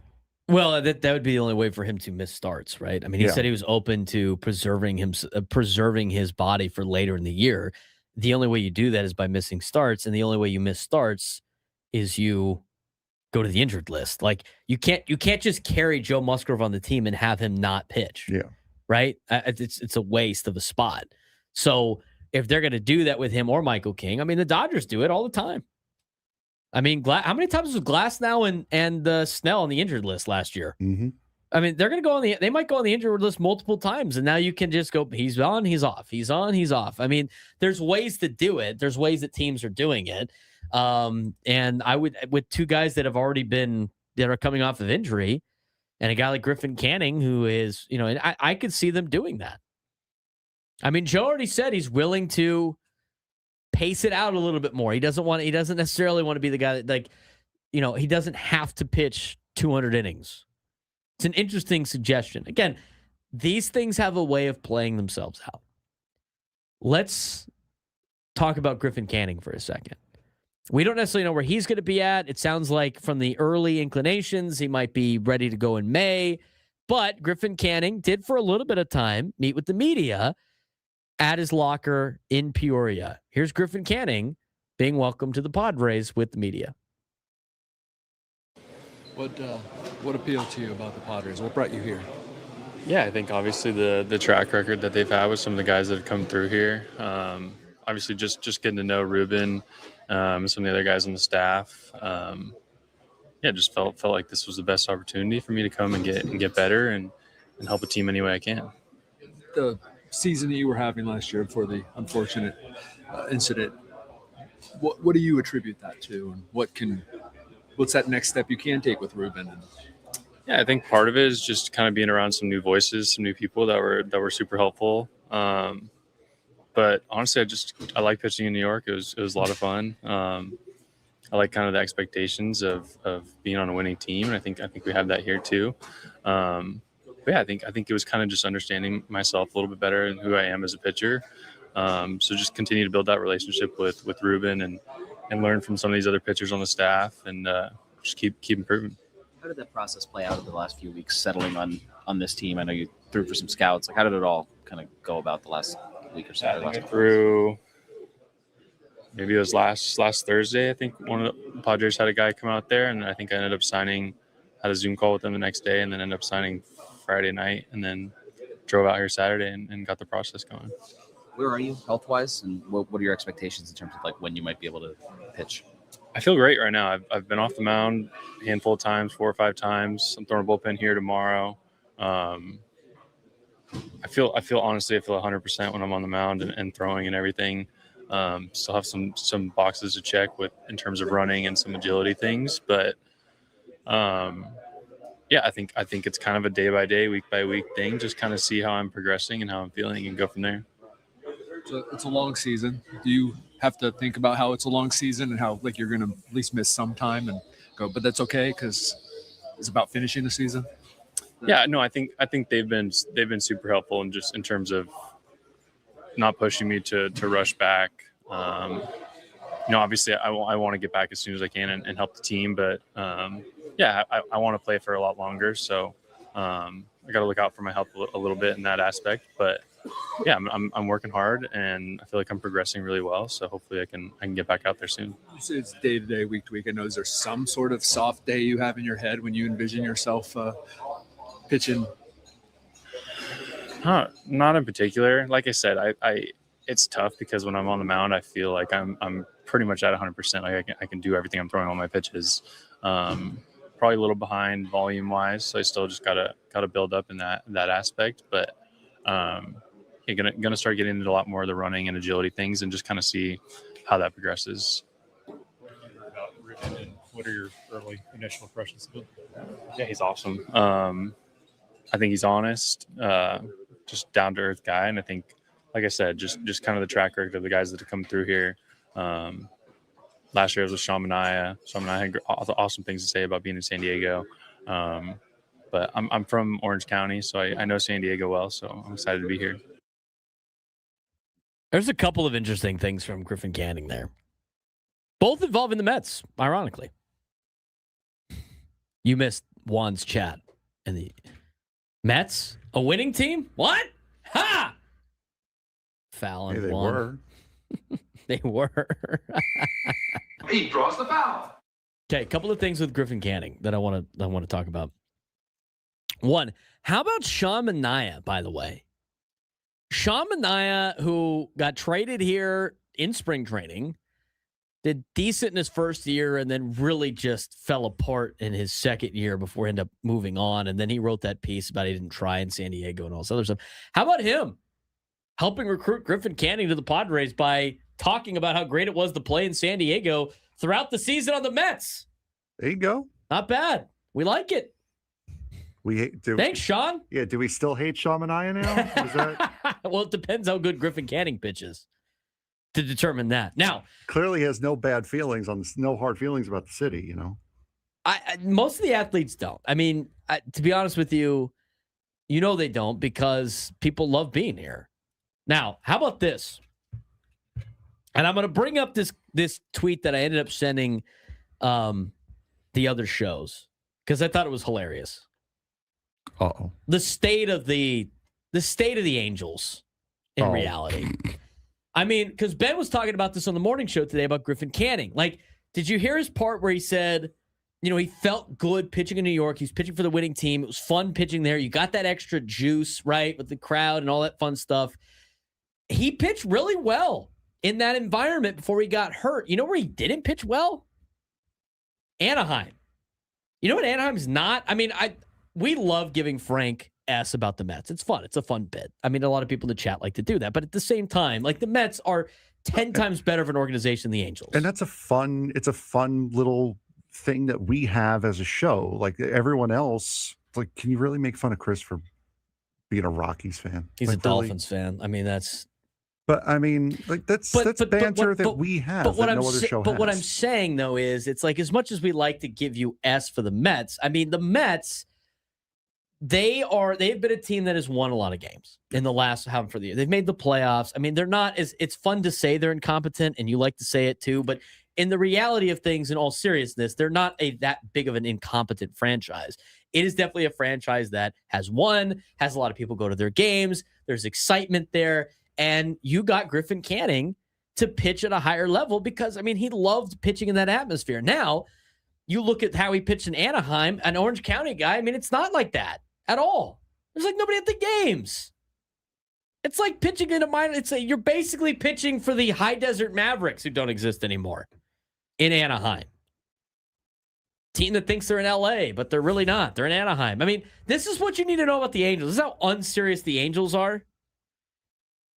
This is a report from Jeff Fletcher, poor guy that has to cover the Angels on a daily basis for the OC registrar. The Angels will not be showing any Cactus League games on television. They will show the Freeway Series from SoCal. They are still working out the details of the regular season TV. They will be streamed via MLB and cable to be determined. They're not streaming any of their Cactus League games. Somebody said, like, what about the other ones? Well, any game that their opponents put on television, you'd be able to watch, but the Angels aren't doing it. I'm sorry, what? That's that's what we're talking about organizationally with the Angels. What are the Angels doing? I can watch every single college baseball game for the whole 2026 season unless it's on Flow Sports. I can watch every TCU game. I can watch every USD game. You can watch every UCSD game. Anybody. You can watch any college baseball game. Every single one of them is being broadcasted except for maybe like one or two. The Angels can't broadcast their spring training games? Are you kidding me? Come on.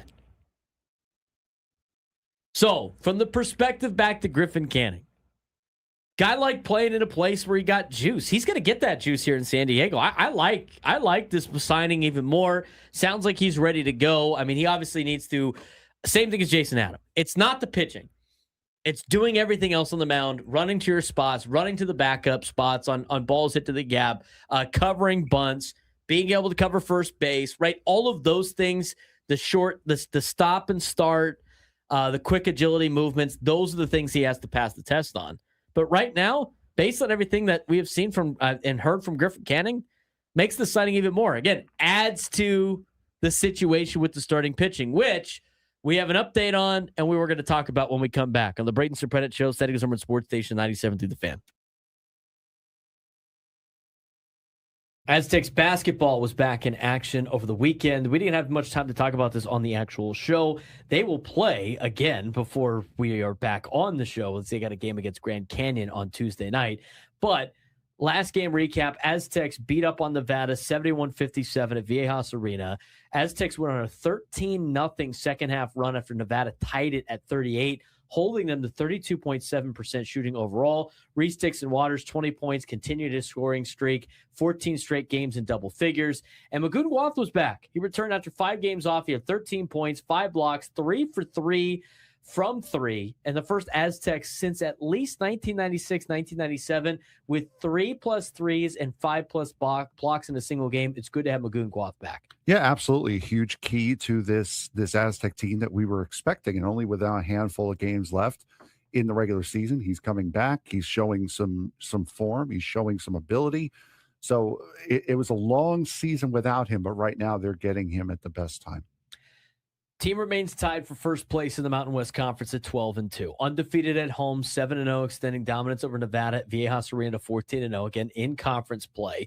Bench production, Aztecs ranked number 3 nationally in bench scoring, 36.9 points per game, with reserves accounting for nearly half of the team's offense. Defensive efficiency, top 35 nationally, number 1 in the Mountain West across multiple metrics, including blocks, turnovers forced, and opponent shooting percentage.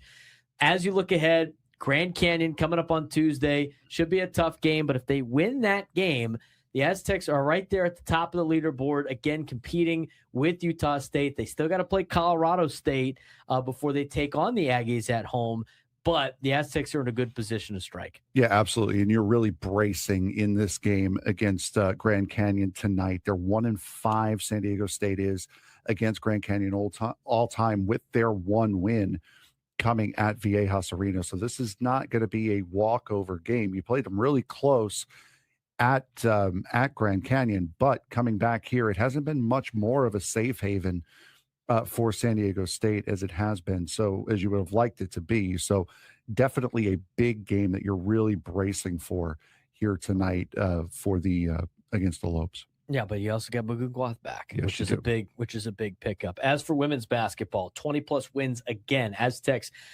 beat Nevada 78-64, proved at 20-4 overall, 14-1 in the Mountain West. Dominance on the road, 8-1, shooting 55% through 3 quarters and holding Nevada to 30%. Kennedy Lee and Maria Castanito, 12 points each. Castanito was perfect, 6 for 6 from the field. Nala Williams surpassed 1,700 points and 600 rebounds in her career. 5 players in double digits, 6 with 9 points. Aztecs clinch a first-round bye in the Mountain West tournament. They got to be able to win the Mountain West Conference tournament, probably. They got a good resume, but I think Chris Ello might be going back to the regionals and the NCAA tournament when the season is done. Yeah, I think so. San Diego State, the women's side, has been just an absolute machine this year. And their next game is going to be tomorrow night, as we're recording this on Tuesday, is going to be tomorrow night against UNLV, the top 2 teams in the Mountain West on the women's side. Yeah, the UNLV has been kind of the class of the Mountain West Conference in terms of women's basketball the last handful of years. Aztecs able to knock them off in the Mountain West Conference tournament to punch their ticket to the NCAA tournament last year, see if they can knock them off again here in the regular season. As for softball, early season momentum, Aztecs softball 8-2 after they swept Campbell in the swept the Campbell Cartier Classic, culminating in a 10-5 win over Oregon State. 7-run rally in the 5th to break open the game. Jade Ignacio, who was the Mountain West Conference Player of the Week, 2 weeks now in a row. Kiana Pua, Mountain West Conference Pitcher of the Week. Next up, it's the Mary Nutter Collegiate Classic in Cathedral City. It's a huge tournament in softball, and that tough slate for the Aztecs includes number 1 Texas Tech and number 4 Oklahoma. Yeah, we've seen how crazy Oklahoma has been this season to start off. They have been really, really good at just dominating. 11:38.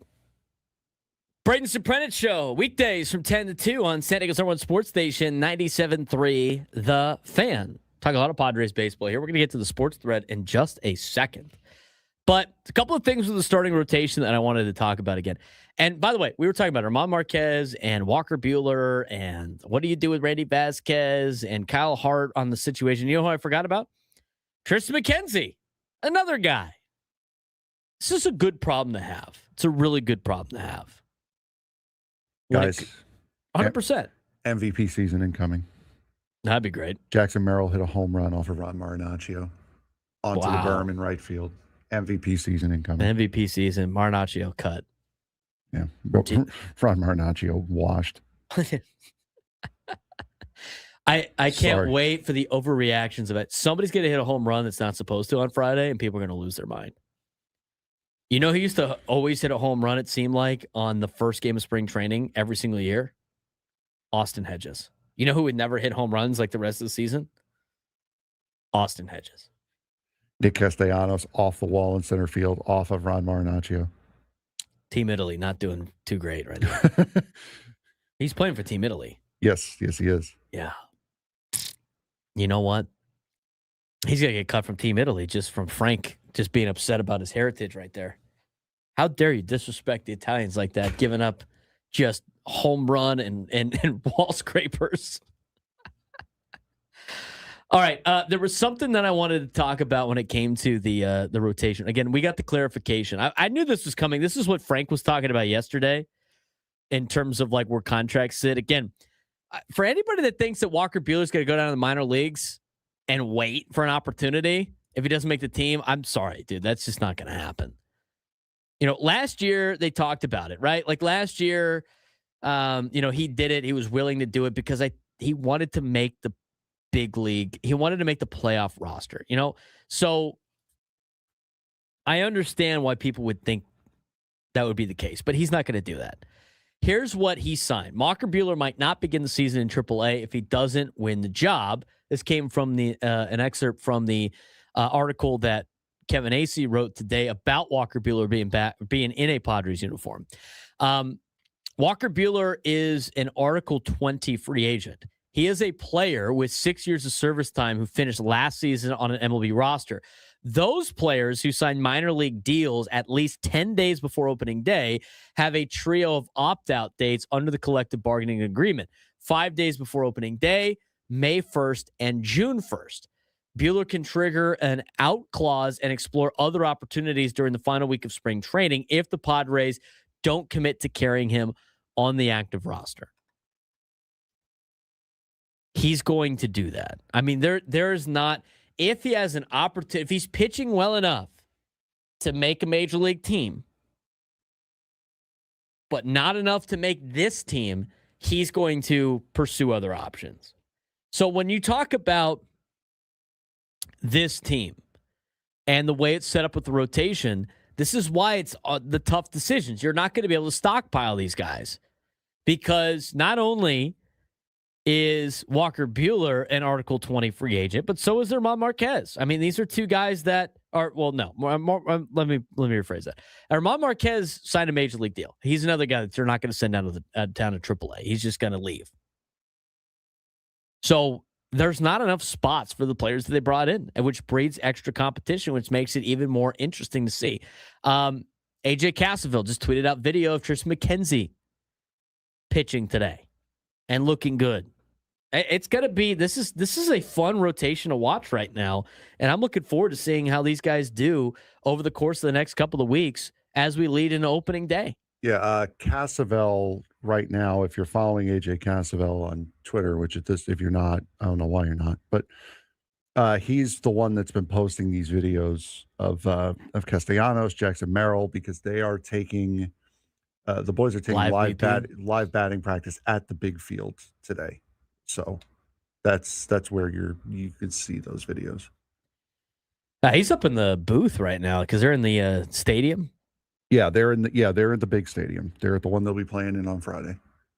Yeah, there's the video that Frank talked about. Jackson Merrill hit one to the right field berm. Castellanos straight away center. Marinaccio just getting lit up a little bit. Said Marco Gonzalez threw first, faced Manny first, and then it was Marinaccio. So we haven't heard anything. We haven't seen anything beyond that. And then yesterday was Tristan McKenzie. Was the highlights that they showed. His path to the rotation spot definitely got a lot more interesting, a lot more complicated than with the recent arrivals. But according to AJ Cassavell, still thought he looked impressive today, throwing strikes, getting chase as he worked against Jackson Merrill yesterday. So it's interesting to see this rotation play. And we're going to talk more about that later on in the show. But it is time to get to what else is going on in sports. Is it now? It's time for the Sports Thread. You know that group chat, the one that's always blowing up with the biggest sports takes, debates, and breaking news? You got barbecue back there, and you didn't invite me? Yeah, we've got that too. Welcome to the Sports Thread, where we break down the top 5 stories in sports, just like you would with your crew. Oh, no! Disaster! What a bad idea! No filters, no silence, just real talk. Brought to you by QC Kinetics. Stop sitting on the sidelines. QC Kinetics gets you back in the game without surgery. To learn how, visit QCkinetics.com. All right, Frank, what do we got today? We've got a couple of interesting stories here.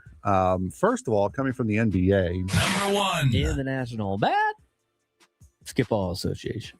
Former Dallas Mavericks majority owner Mark Cuban says the NBA should stop pretending tanking doesn't happen and instead embrace the transparency around it. His comment came after Commissioner Adam Silver fined the Utah Jazz $500,000 and the Indiana Pacers $100,000 for sitting healthy players. Cuban argues that fans care more about the overall experience, who they attend the game with, and the hope for a better future than individual game results. He pointed to Dallas's 24-58 season in 2017 that helped position the franchise to trade up in the draft for Luka Doncic, calling the league's $600,000 fines at the time a joke. While Silver acknowledged that tanking is worse than in recent memory and is exploring stricter remedies, Cuban believes the league should focus more on affordability and fan engagement than punishing teams for rebuilding strategies. Is Cuban right? Should the NBA embrace transparent tanking as part of team building, or does that undermine the competitive integrity too much? And speaking of competitive integrity in the NBA is funny. All right, so Mark Cuban says instead He's of focused on pro-tanking. he's like do the tanking and make the sport cheaper. Yes. He's half right. I mean, they are pricing themselves out. I mean, the downside of all these leagues right now is most of the diehard fans are people that don't make a lot of money and don't have the money to go watch games. And all leagues have catered to who makes the most money for them, which is suites. And a lot of people that attend games in suites, they're only diehards if it's like their company suite. Right? And they get invited company suite, and then they go to a couple of games a year, and they usually watch the games on TV. It's mostly like, wealthy people that are there, and it's just kind of something to do in the background while they make deals and stuff. I mean, that's what professional sports is catered to, and that's what college sports is starting to cater to because that's where the money's at. Mark Cuban's on a right path when it comes to they got to make it more affordable for people to go watch and enjoy their sport. Now, on top of that, what makes it more enjoyable is having the players play and not tank. Right? Yeah. I mean, you got to make the league competitive. Here's the deal. Sports are entertainment. People are entertained by good games. Good games on a consistent basis are played by teams that are evenly matched. You need to find a way to make your league as evenly matched as possible. And the only league right now that comes close to that is the National Football League. Sure, there's going to be blowouts in the NFL too. That happens in sports. But the reality of the situation is, in terms of overall content, the NFL has games coming down to the wire every single night. Not every sports league has that. Every sports league trying to find that. But if you're a sports league, the way to get the most, make it affordable to go to games for the average person, make the league competitive. That needs to be the two major goals for all leagues. And unfortunately, I think corporate America has infiltrated too much of professional sports and have made it, a lot of them, an unwatchable product. Yeah. Canada cheating again in the Olympics. Oh, no. Love to see it, taking out the Italian in second place while the Canadian led second Canadian, and they're wiped out the Italian. That's cool. Wow. Number two. Canada likes to cheat a lot. Yeah, they apparently so much. Did they cheat for the hockey game today? So much for Canadian niceness. Jeez. Twins ace Pablo Lopez is likely to miss the entire 2026 season after an MRI revealed a significant tear in the UCL of his right elbow that will likely require Tommy John surgery, the Minnesota Twins have announced. General Manager Jeremy Zoll said Lopez will seek a second opinion, but the injury came after he ended a bullpen session early with soreness. If he undergoes surgery, it effectively ends the season before it starts and also likely knocks him out of the World Baseball Classic, where he was slated to pitch for Venezuela. Lopez has been Minnesota's opening day starter the last 3 years and was coming off a solid 2025 season despite injury. Without him, veteran Joe Ryan becomes the de facto ace, while other young pitchers in the rotation mix get a chance to step up. With Lopez almost certainly out for the year, should the Twins shift to a developmental mindset to build for the future or try to overcome the setback and stay competitive this year? I'm talking about the Twins and what they're doing. Yes. We said it that they should have traded everybody last year. I mean, they basically did, except they held on to Lopez, they held on to Joe Ryan and Byron Buxton, and now they got Joe Ryan and Byron Buxton. Byron Buxton gets hurt all the time anyway. I don't know what their plan is. I find it funny that Ken Rosenthal thought like the Twins are being competitive. Like, oh, they need to be competitive. Meanwhile, it's like the Padres try to be. They got to ship off all these contracts because they can't afford this. What are we doing, Major League Baseball? I mean, the Twins are a team that should be just shipping everybody that's not tied down to the ship like the Cardinals did, and instead they're pretending like they're going to compete. Now they can't. Now they got Pablo Lopez with a UCL injury. It's time to just abandon ship, Minnesota. It's time to abandon ship. Just start sending people off. Anything not that tied down. It's the best time for you to go in and start tanking like the NBA does. Go do it. Speaking of tanking. Number 3. Number 22 at college basketball.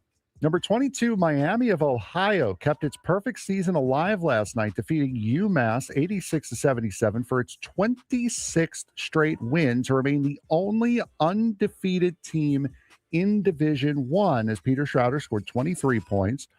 And I'm not hurting myself, added 16 and 7 assists to lead the Redhawks to a 26-0 record, 13-0 in the MAC. After UMass rallied from 8 down to briefly take the lead midway through the second half, Miami responded with timely buckets from Ian Elmer and Struder to regain control and close it out, while Leonardo Bettiol, added 18 points and 9 rebounds. At 26-0, is Miami of Ohio a legitimate March threat, or will the lack of high-profile wins catch up with them in the tournament? I don't think they're that big of a threat. Their schedule's not very good. I know they're undefeated. It's a great story. They might win a game in the NCAA tournament because that first game they're going to be overexcited for, but I don't think they're going to make a huge run. Who knows? I mean, college basketball. It's not crazy. It's college basketball. And we're going to be talking about more college basketball in the noon hour. Only undefeated team in the nation, Miami of Ohio. That's good on them for that, at least. Number 4. This is something we wanted to get to last week, just never had time. MLB has finalized rules for the debut of its ABS challenge system on opening day, including a key tweak ensuring teams will always have at least one challenge in extra innings. Challenges won't carry over into extras, and teams can never have more than one per inning unless they preserve their original 2.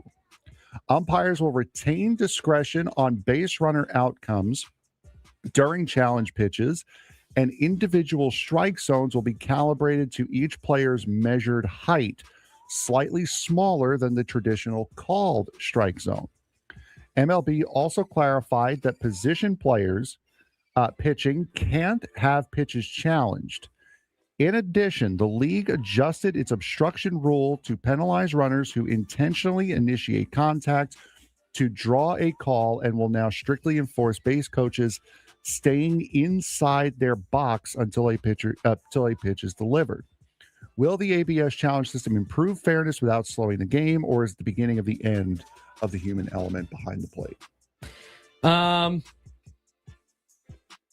don't know. They're also saying that I believe they're not going to be showing the strike zone on television anymore. I'm okay with that. There might be a 7-second delay or something like that on it. I'm okay with that because when you show the strike zone, it just immediately people are laser focused on that. And that strike zone, here's the deal. Like, it's a projection. It's not 100% accurate. Like, I know how they have 2 cameras on the side, and then they have 1 camera in the back, and that makes the strike zone. It's kind of a guess. And like every ballpark is a little bit off. So it's not 100% accurate to a lot of people. It's not like the ABS system. So I think it's probably smart for them because people are just going to start yelling like challenge, challenge. It's probably not great. It's also probably not great for the teams on the iPads and stuff either. So we'll see. Noon hour, Mick Cronin. Man, what a day. Padres, Mariners, Cactus League Baseball on the Fan. Gonna go!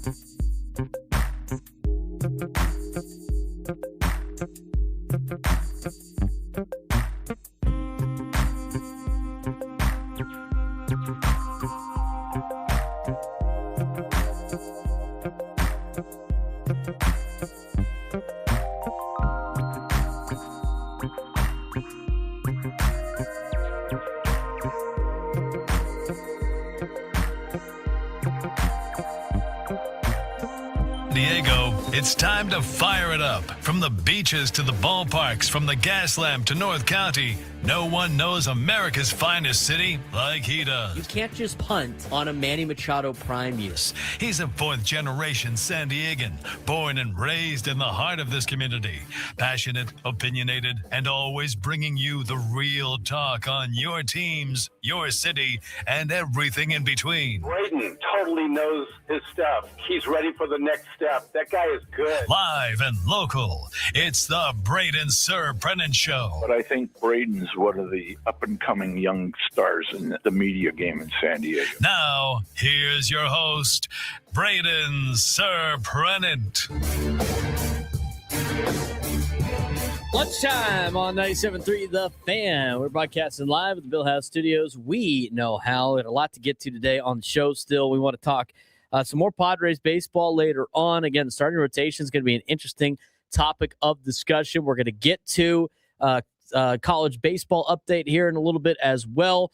Plus some more Padres stuff later on in the 1 o'clock hour with the story of Chucky Lozano and his brother. His brother weighs in on the chaos. I'm just saying, like, you would think you would have Chucky's back. Yeah, he doesn't. We'll get to that. Could have surprised some people, I think. A very eye-opening conversation. Yeah, no friend and family. Yeah, definitely not. Speaking of nobody's friend, let's talk about Mick Cronin for a little bit. Mick. You got those clips ready to go? Getting it now. All right. I have some time here before I want to get to those. So Mick Cronin last night, oh my God, just so funny. Mick Cronin to me is the gift that keeps on giving in college basketball for us in the media and then entertainment business. UCLA had an ugly 82-59 loss to number 10 Michigan State last night. And it wasn't just a bad night. I mean, it exposed a massive issue at UCLA. And Cronin, to be honest with you, kind of called it out. Now, here's the deal. Here's kind of what happened last night. There's a couple of different storylines where everybody's against Mick Cronin. So, Stephen Jamerson II, he's a very nice, great young man. He is. He spent time at USD last couple of years. Very great kid. Incredibly nice person. His dad's a great guy too. So I've gotten to know him and his family, over the course of a couple of years. He just recently transferred to UCLA last offseason. Now, here's the story about Stephen Jamerson II. Stephen Jamerson II, the journey, I mean, he is a kid from Crespi High School in Southern California, and his journey is pretty admirable. He wanted to walk on at Michigan State. He went to Michigan State because one of his classmates from Michigan at Crespi High School talked about going to Michigan State. Really found a great connection. Wanted to go to Michigan State, played college basketball, played high school basketball, and thought, well, I'm going to go to Michigan State, and I'm going to try to walk on. So he tries to walk on to Michigan State, and Michigan State doesn't even allow him to try out. Tom Izzo's like, nah, dude, we don't do that. So then he pivots and goes, well, let me be a manager. Let me be a team manager. Stephen Jamerson II. Michigan State said, no, we don't want you to be a team manager either. So in doing so, he would, wanting to, be part of this program. He was sweeping floors at Breslin Center during Shadow Day. I mean, he ended up transferring out of Michigan State, eventually found his way back to Southern California and played at the University of San Diego for a couple of years. And he ended up starring here at USD. I mean, he was one of the best players here at the University of San Diego. And then he transferred to UCLA.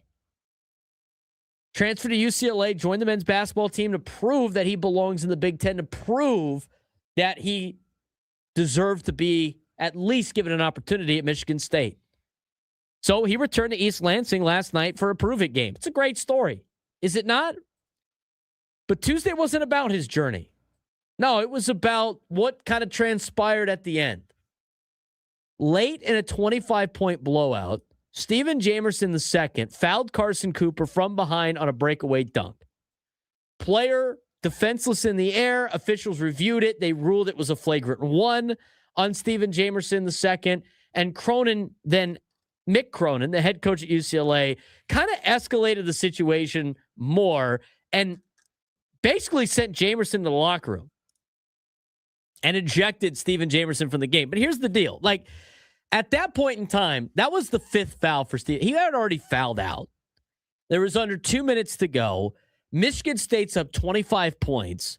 And Jamerson, with the hard foul at Michigan State at the end of the game, gets fouled out. By the way, Steven Jamerson II in this game, he played 8 minutes, had 5 fouls, and fouled out with 1 rebound or 2 rebounds, whatever it was, and a couple of free throws made. I mean, you could make the argument that you want that, like, oh, he's still playing hard. But, I mean, the reality of the situation, not a great spot for Steven Jamerson to decide to play hard during the game, in my opinion. I don't think it was. Was the foul that egregious? Not really. It's a hard foul. Probably not a foul that you want to commit under 2 minutes to go when you're down 25 points. Not necessarily a foul that you want to make there. And Mick Cronin didn't like it. But here's where Mick Cronin went wrong. Instead of just telling him, hey, you know what? Not a good spot there. We're not going to do that. Whatever. You already fouled out. Time to really just head to the locker room early, which he probably could have done. He could have still ejected him from the game like that. No. He decides to, like, in a huge mess, screaming, pulling his jersey, like losing his mind. The crowd's going nuts. They're up 25 points.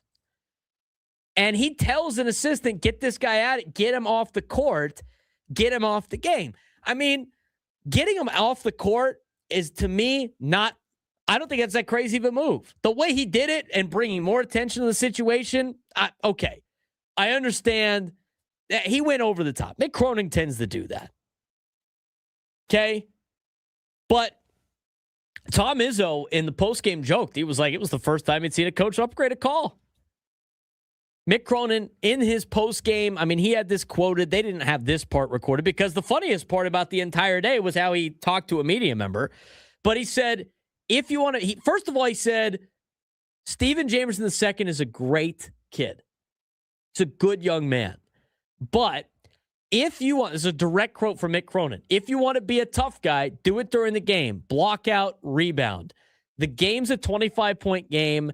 You don't do it right there. You know what? I kind of agree with Mick in that particular sense. I mean, if you want to talk about how it's like, hey, they disrespected us, disrespected me by not letting me walk on, and then they didn't let me be a manager. It's a big game for Steven Jamerson II, right? It's a huge game for him. It's not like he just got subbed in for the final 8 minutes of the game. He went in early with like 14 minutes to go in the first half. He played for 8 minutes and ended the day with 5 fouls. I kind of agree with Mick on a sense that, yo, dude, if you wanted to play tough and you wanted to play hard, right? Because that's the big excuse for why, he's just playing hard late. He had his opportunity to play hard early in the game. But then you foul the guy in a fast break after you turn the ball over, and you do it in a way where he is in jeopardy of potentially getting hurt when they're up 25 points, and then you want to act like a tough guy in the middle because he jumps in your face, because why would you hit me like that on a breakaway when it's not a tight contested game on what is a flagrant 1 foul? Yeah, I could see where Mick Cronin would have a problem with that. How he handled that situation was really drastic.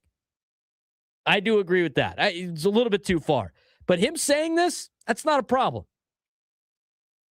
Then comes the reporter exchange. But before I get to that, the bigger issue at UCLA, Cronin didn't stop at the foul. He publicly said in the postgame, I mean, they don't play hard enough. Some guys are playing below their capabilities. I didn't like the way we practice. Who starts is irrelevant. Reference some guys need to go see the Wizard. I mean, Mick Cronin's an interesting guy. But I tell you what, like, in this day and age, I got to tell you, I just feel like at this point, people are upset with the way that coaches get tough on players. Now, Mick Cronin's like at a whole other level. He needs to tone it down a little bit. But at the same time, his logic right there makes a lot of sense to me of why he was upset. I mean, he can't get his players to play hard ever in this era of NIL and traveling all over the Big Ten. And now all of a sudden, when you're down 25 points on the road, now we're going to play hard. I get where you're at. I get the thinking on that. As a coach, it's frustrating.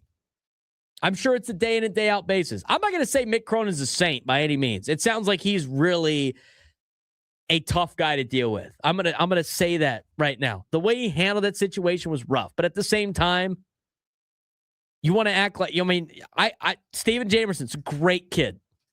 I have met him. He used to play at USD. Him and his dad, I both met. Great people. That was not the right move right there by Steven Jamerson II.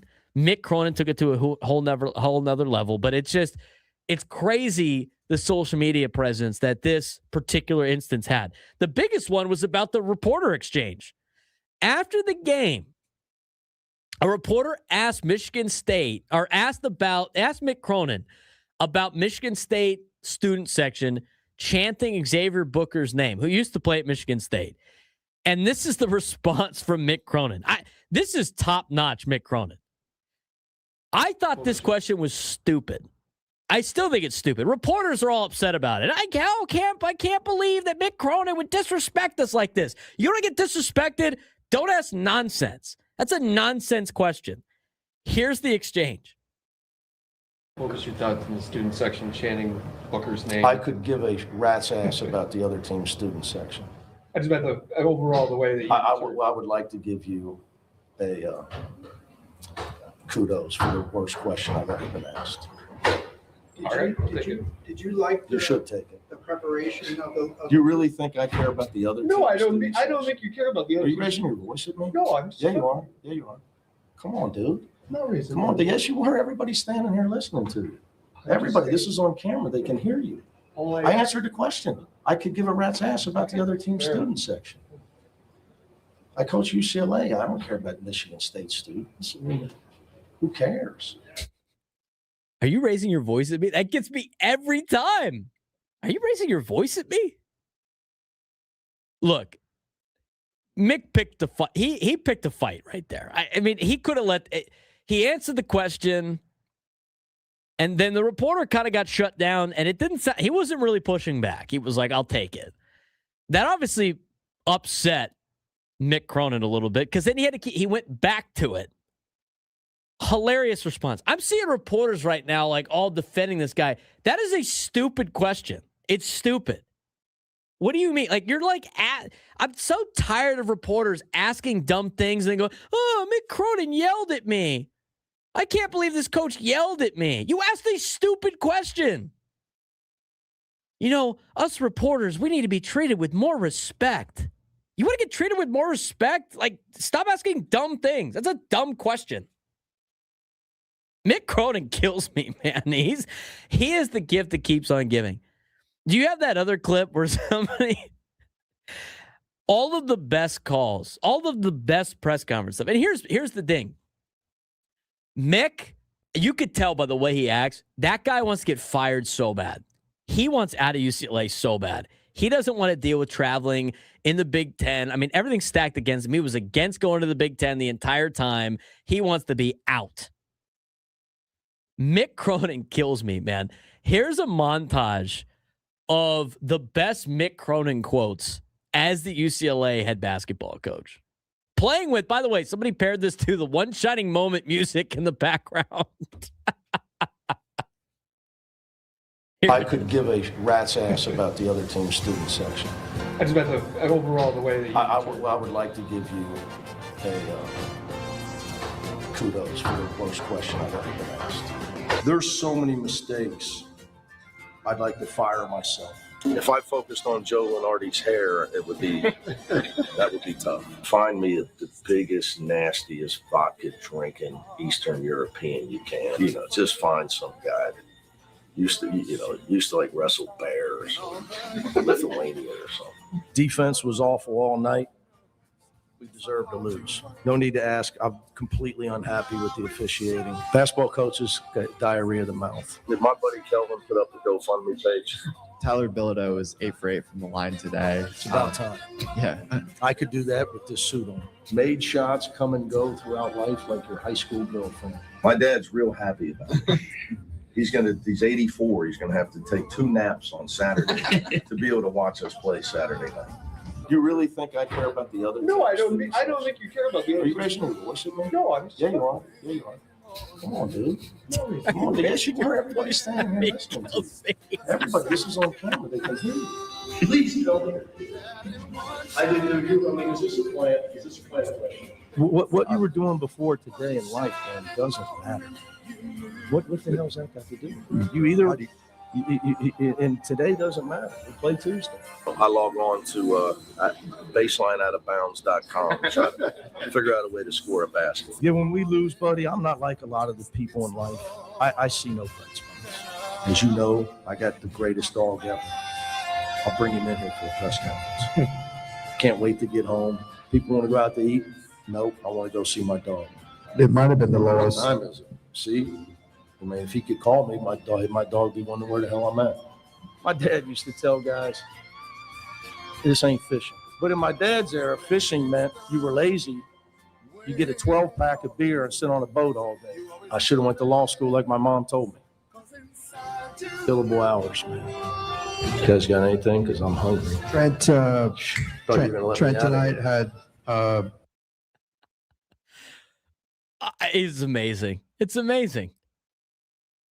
So funny. I just, here's the deal. And this is, I get it because I also coach. It's like, I think a lot of reporters forget, I know they got to do their job, but sometimes they ask stuff that just is the wrong time to ask people things.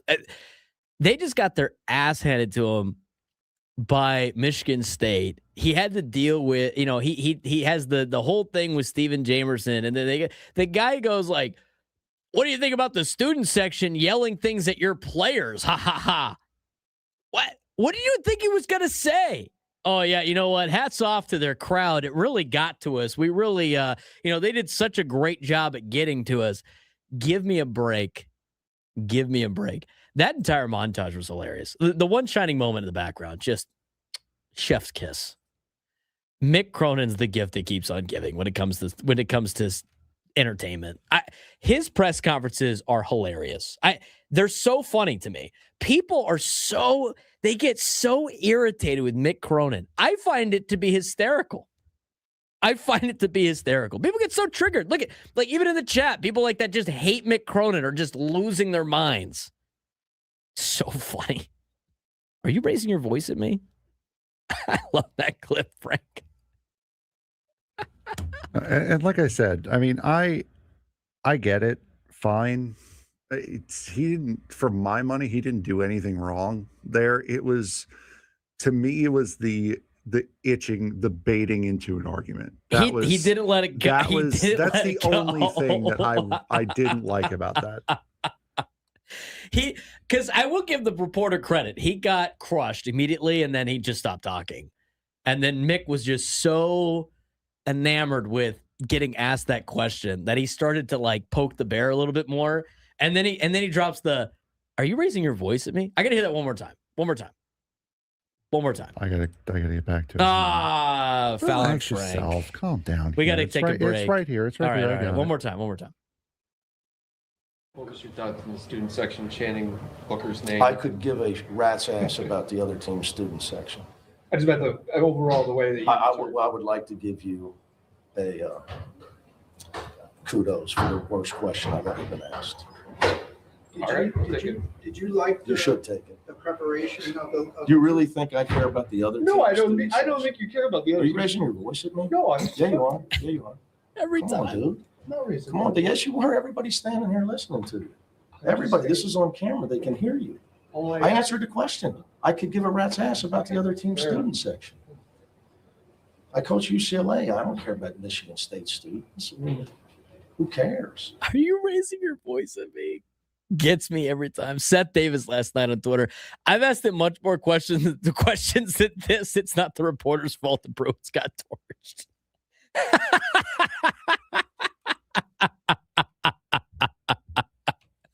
We got to take a break. We're going to talk more Padres when we come back. Chris Ello here from Gwynn and Chris, and I've told you about Spiro's great food and beautiful locations in Coronado and La Jolla. But I want to remind you that Spiro's also does great catering.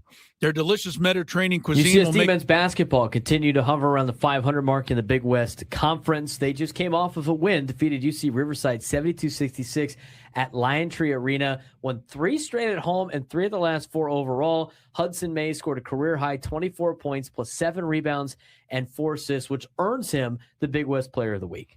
Yeah, absolutely. And he did a fantastic job as well. Tritons are now 17-2 when shooting better than their opponent, 15-1 when leading at halftime, 7-0 at home. That is a huge game. We talked about it being a huge game as far as getting into the conference schedule. You've only got your 8-7 now. You had a chance. You could have fallen pretty far behind. And again, only a couple of games left. The next one being at UC Irvine on Saturday.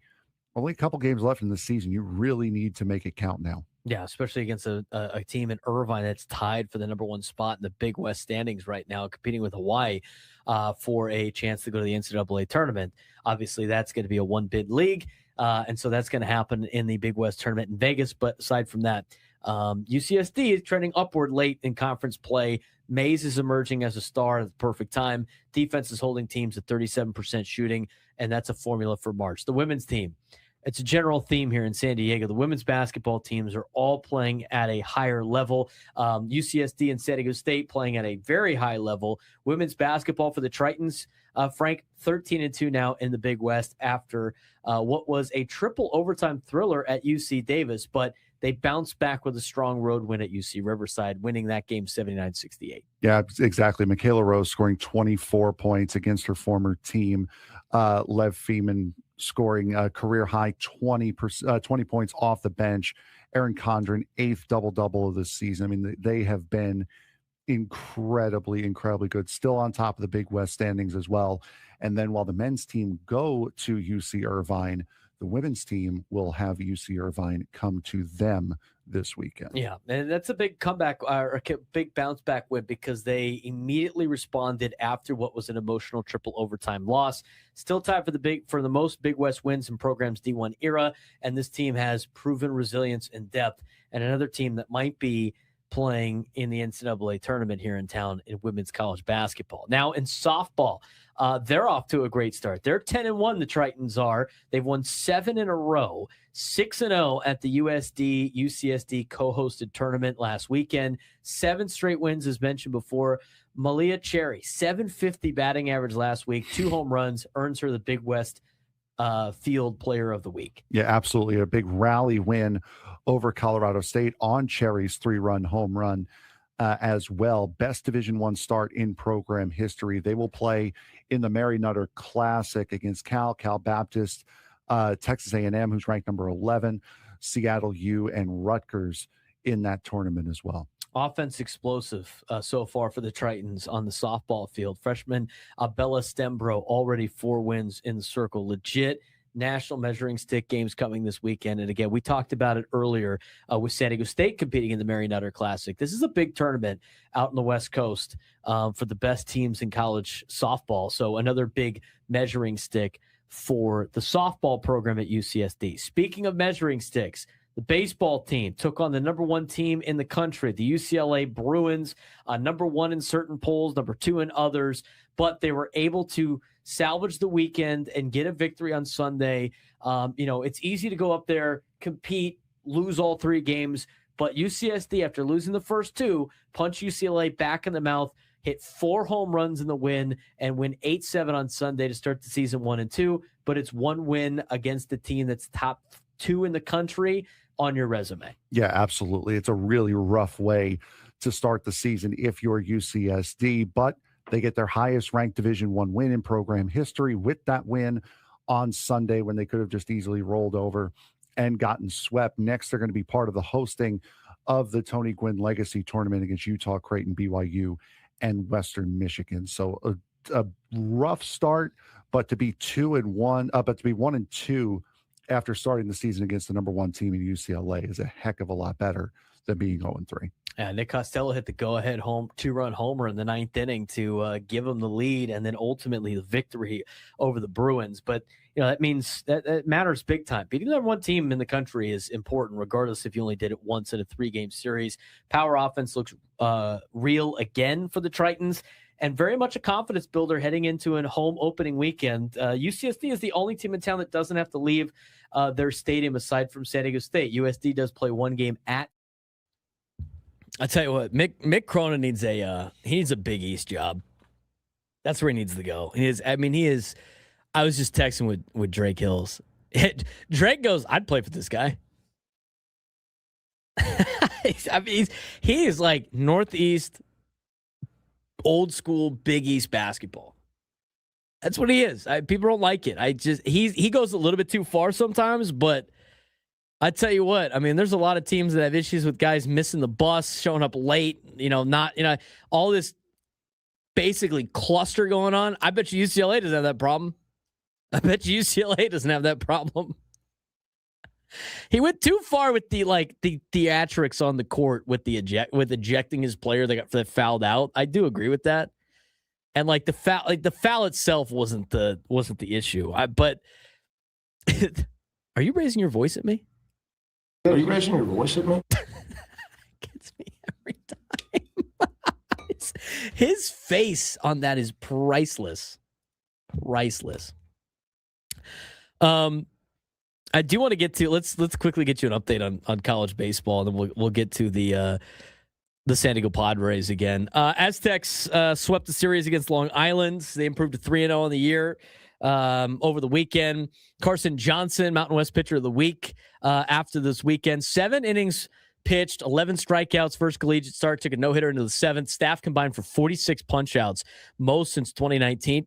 Dominant stuff, but competition level does matter as Long Island starts the season 0-3. Max Farrell, Mountain West Freshman of the Week, 455 average, 818 slash, 6 runs, 4 RBIs, 2 stolen bases. Looks like a real building block bat for the Aztecs. Obviously, strength of schedule is not great. All of those games are quad 4 games, but good start to the season for San Diego State. Their game got rained out against Irvine last night. USD took 2 out of 3 against Charlotte over the weekend, split the doubleheader Saturday after a 13-0 Mercy Rule loss, but they won on Friday night. Bats exploded in game 2, 14-4 win on Saturday in Charlotte. And then last night, comeback win for the Toreros. They won in 11 innings. They won 6-3, scored all runs in the 7th inning or later. Took advantage of 2 Dirtbags errors in the 11th. Gabe Springer had a game-saving diving catch in the 10th inning. Bases loaded for the Dirtbags with 2 outs in the bottom of the 10th inning. What looked like it was going to be a bloop shot to win the game. Gabe Springer runs it down in shallow left field, makes a diving play. Brock Ungrich, head coach, called it weird stuff is going to happen in games. And that's what USD has been dealing with. They turned out a triple play. They've created chaos with on errors. Very much thriving in late game situations. Their metrics look a lot better because Charlotte came in preseason a little bit higher than Long Island. And then again with UCSD, they're not in action until this weekend. And we of course talked about that they were able to knock off at least one game against UCLA over the weekend. So that's your little quick check on college baseball. When we come back, take a look at again at a situation with the Padres that we have maybe a philosophy that the Padres have been able to work out. And it's something that has to involve getting guys at spring training. Union Tribune wrote an article on this, but Padres' new formula, pay less and get more. We'll talk about that when we come back on the Braden Surprenant Show, San Diego's number one sports station, 97 to the Fan. Selection Sunday is about 4 weeks away, and right now, San Diego State is living exactly where it usually does this time of year, unfortunately on the bubble. And for the next couple of weeks, we are going to be giving you bubble updates on Aztecs basketball. Aztecs just won their 3rd straight, beating Nevada, and they currently sit 45th nationally in resume rankings, around 65% consensus chance to receive an at-large bid, and firmly in the work-to-do tier. That means they're not safely in. They're not on the outside looking in. They're right in the middle of what is called chaos, Frank. Yeah, and we've talked about it all season long with San Diego State and how badly those non-conference losses in those overtime games that they had in the non-conference we're really, really hurting. We're really going to hurt them. And this is where it's happening right now. They've also had a couple of iffy conference losses as well, notably the one against Grand Canyon. So, I mean, this is kind of where they've earned. They are where they're earned. They've deserved to be right now. Now, what's working for San Diego State? What's the good news? The Mountain West is still tracking towards 3 bids, which has been the norm the past 5 seasons. Utah State seems to be a lock right now. San Diego State currently has a noticeable cushion over New Mexico in at large odds, 65% to 43%.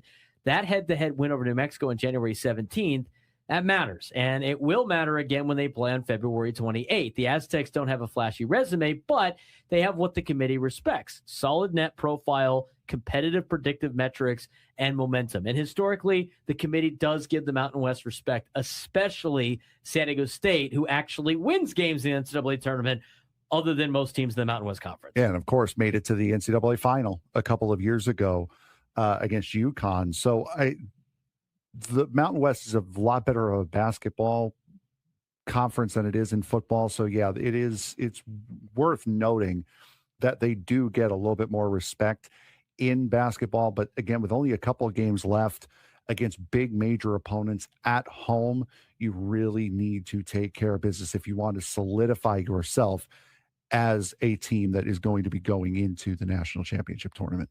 Let's talk about the bad news. Now, this is the part Aztecs fans are not going to love.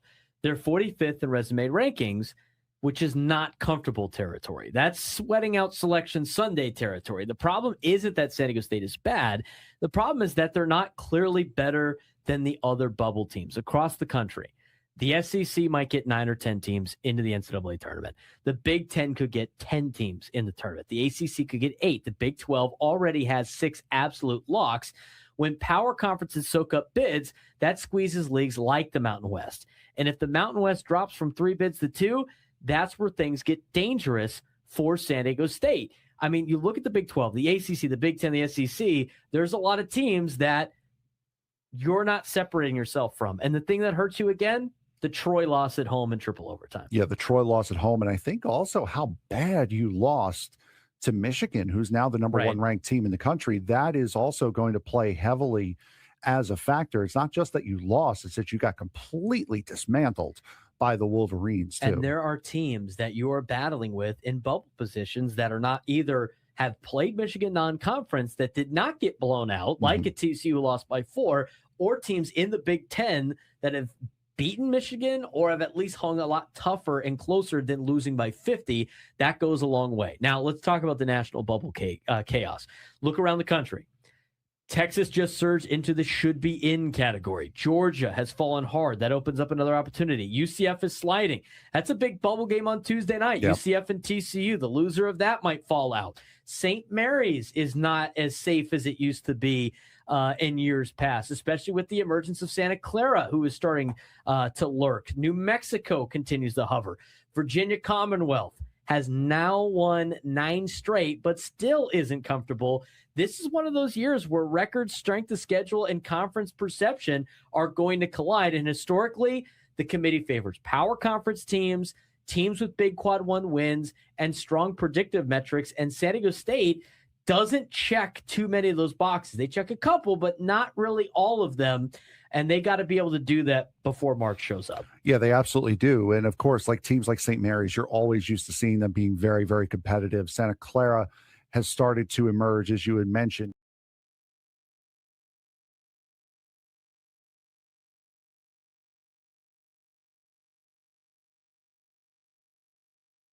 Broadcasting live from the Bill House Studios, we know how. Need a contestant for the Midday Sports Standoff, 833-288-0973, 833-288-0973.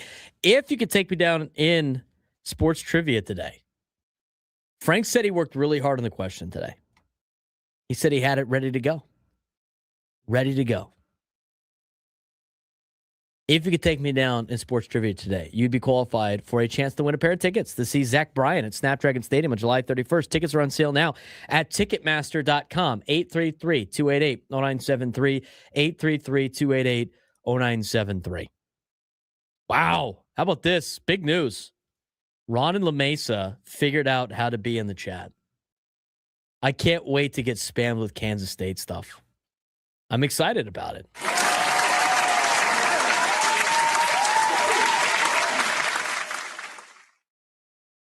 I like it. We love to see it. Love to see it. All right, we're going to get to the Padres' new formula. Pay less, get more. Can he find the become a member button? Aha! That's the next step. Oh, hopefully he's subscribed.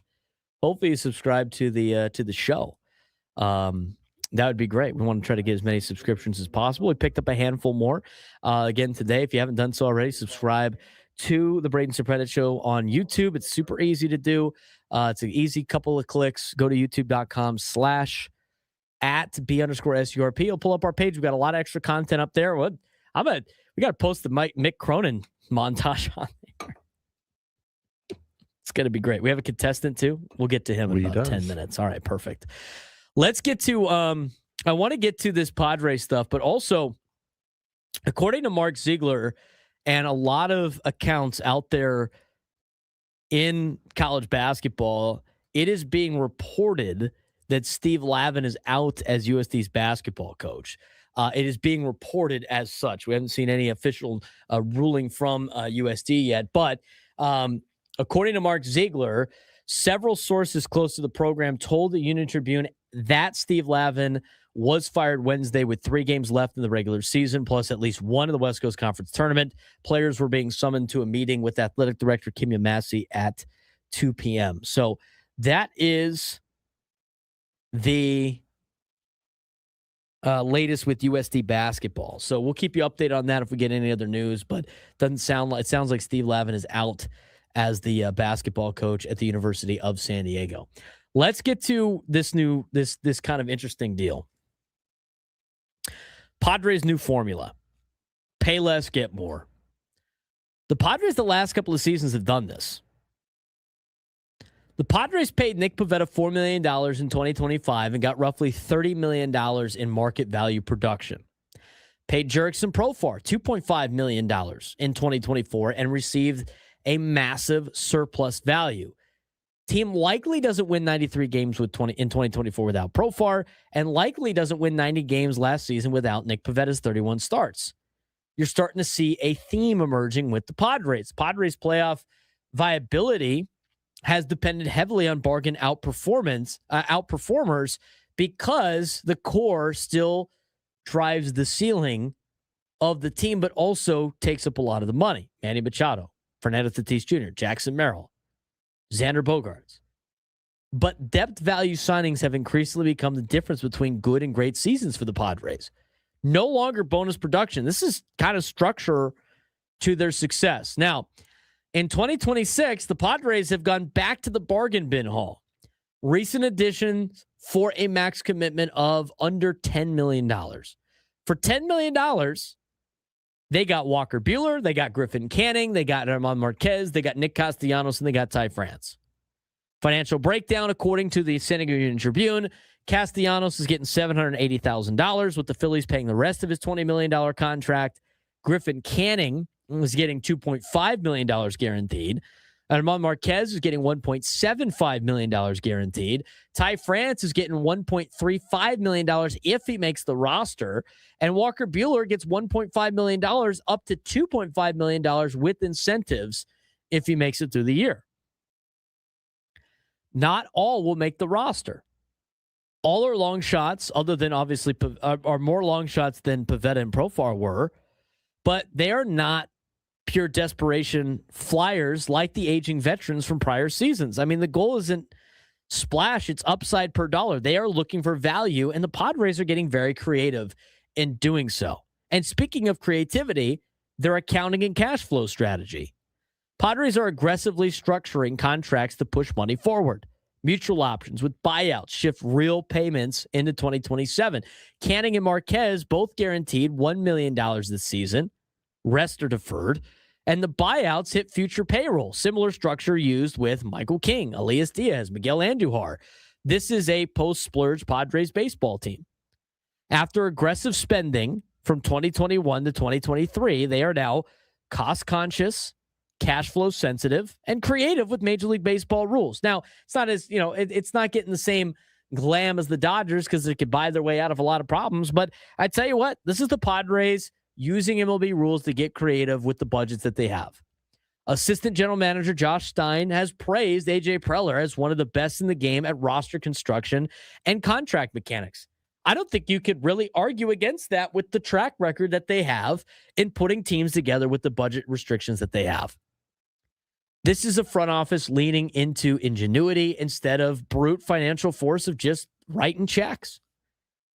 Pavetta's contract was kind of used as the blueprint for a lot of these deals, as reported by Kevin Acee. Pavetta's deal structured to ease the 2025 burden. He had $1 million base salary and a $3 million signing bonus in 2025. His salary jumped to $19 million in 2026 and $32 million owed over the final 2 years, expected to opt out after this season, is Nick Pivetta. This is the Padres' gamble, of course. Bet on the value year, assume players will leave, take short-term surplus, and avoid long-term damage. It worked once, but can lightning strike again? Preller got extended because of this, right? Everything that he was been able to put together, he received a multi-year extension through at least 2028, according to reports. Hit rate on bargain contracts, kept team competitive despite payroll recalibration, continued postseason appearances. Ownership at this point values the creativity, the aggressiveness, ability to navigate financial constraints. And Preller sees it simply as he loves San Diego, loves baseball, and believes the organization is close to its first championship. But make no mistake, his survival obviously was tied to outperforming payroll expectations. Ty France, Gold Glove, no guarantee. Ty France won a Gold Glove at first base in the American League last season, yet faces competition from Gavin Sheets, also competing with Miguel Andujar and Nick Castellanos at first. Right-handed bat in a crowded right-handed mix. May need positional flexibility at second and third to make the roster, and defense alone won't win him the job. Roster fit will. Some under-the-radar notes from Kevin Acee. Johnny Brito progressing post-UCL brace surgery, bullpen option later this season. Bullpen option later in the season. Tirso Ornelas has been designated for assignment, and Padres are clearly prioritizing immediate upside over developmental patience. And I like the way that this roster is built. I like a lot of the moves that have happened so far. I like the competition that is starting to come together. But, they are going with this pay less and get more. So far, it's worked out. I don't know if it's a long-term success, but right now, Frank, when you spend the money that you have spent with the Padres, these are the ways that the Padres have to operate to fill a competitive roster. Yeah, exactly. You want to try to get as close to a competitive budget as you possibly can, and we've seen how much of the team's revenue that they put into the team. It's over 60%. So it's not like they're not trying. They're playing with as much money as they possibly can and trying to find the best. This is going to sound worse than it actually is, but trying to find the best bargain bin value that they can right now. That's the way not only how you have to do it, it's the way a lot of teams win championships as well. It's not always the big names. It's sometimes it's the guys that come in as role players that find themselves in a bigger role than what they were ever intended to be, such as a Gavin Sheets from last year. And there's got to be a couple of those guys this year. I mean, we talked about it before last week, and now it's even, more of a conversation. Who are those players going to be? Who's going to be the guy that they brought in on a minor league deal that makes the team and makes a big impact? And right now it seems like it's going to be something from the pitching side of things more than the hitting side of things, but we'll see. I mean, I like the way this roster fits. I can't wait to see these guys compete. We got a couple more days before they start playing games. And then when they start playing games, Frank, start analyzing a little bit more. I mean, there's a lot of different angles for this team that involves the roster, and all of them I think are in a way better position for the Padres than they were last year when you were trying to fit players that were way past their playing age into a roster to help facilitate the team. And it was a much bigger risk. The most fun part about Friday is trying to figure out trade partners to shed some salary when Manny and Fernando strike out in their first at-bats. That's right, because everybody's going to have their overreaction on Friday. Somebody's going to hit a home run that's not supposed to. Somebody's going to give up a home run that they're not supposed to. Somebody's it's going to be mass chaos on social media. I can't believe we're paying this guy this much. He didn't run out you can't wait for that. I mean, I don't like Manning because he doesn't run it out right now in spring training. So ridiculous. So ridiculous. All right. We got to get to today's midday sports standoff. If a contestant calls in and is able to take me down in sports trivia, they will be qualified for a chance to win a pair of tickets to Zach Bryan at Snapdragon Stadium on July 31st. Tickets are on sale now at Ticketmaster.com. Let's get to today's midday sports standoff. Welcome to Midday Sports Standoff on the Braden Surprenant Show. I can't believe what I'm seeing right now. The ultimate head-to-head battle where sports knowledge and quick thinking collide. No, it's no good. Are you kidding me? Contestants will go toe-to-toe with Braden in a sports trivia deal where every correct answer brings them closer to victory. Down the sideline! Wow! Unbelievable! But 3 strikes and it's game over. This is not Detroit, man. This is the Super Bowl. Can you outsmart Braden? The Midday Sports Standoff starts now. All right, who is blessed to play today's game? And I'm going to say blessed because when people hear your question today, you're going to have to stop. You know what? People are going to start raising their voices at you. That's what's going to happen. Who is the poor sap today? Wow. It's Scott in Rancho Bernardo. Scott. Hey, I'm no sap. Hey, you know what? You're not. I'm not a sap. But you know what? I feel bad for you, man. You want to know why? You want to know why I feel bad for you? Because I feel bad for both of us, Scott. You want to know why I feel bad for both of us? Frank, go ahead and give us today's question. Today's question is, in the last 10 years, there have been 7 different winners of the Cactus League. Unbelievable. Are you kidding me, Scott? Are you kidding me? That's a foul on Frank. Is that not a foul? Are you? I mean, unless you know this. You're talking about spring training winning? Yes. Who cares? He said, can you name the last 7 Cactus League winners? I think this is like Frank doing some type of protest. Are you raising your voice at me? I am raising my voice at you, Mick. Are you kidding me? You gave me the idea yesterday. Honestly, this is on you. You gave me the idea yesterday. How? When we looked to see who won the TVs for spring training last year. You gave me the idea. Well, Scott, I told you. I said I feel bad for you. I want to raise my voice. It was Braden's idea. You should. I think you should. But you know what? Go ahead and try to guess the first team. Oh, man. Dodgers. See, we're not off to a bad start. Dodgers did win. They won in 2024. Oh, wow. The Giants. Giants won last year. See, we're rolling. We're doing okay. Wow. Scott? You better. Mariners. No, the Mariners have not won in the last 10 years. It's usually like stupid teams. It's usually teams that never win. So I'm going to say the Rockies. No, the Rockies have not won. They can't even win. They can't even win the Cactus League. Yeah, the Rockies don't win anything. Scott? White Sox. White Sox have not either.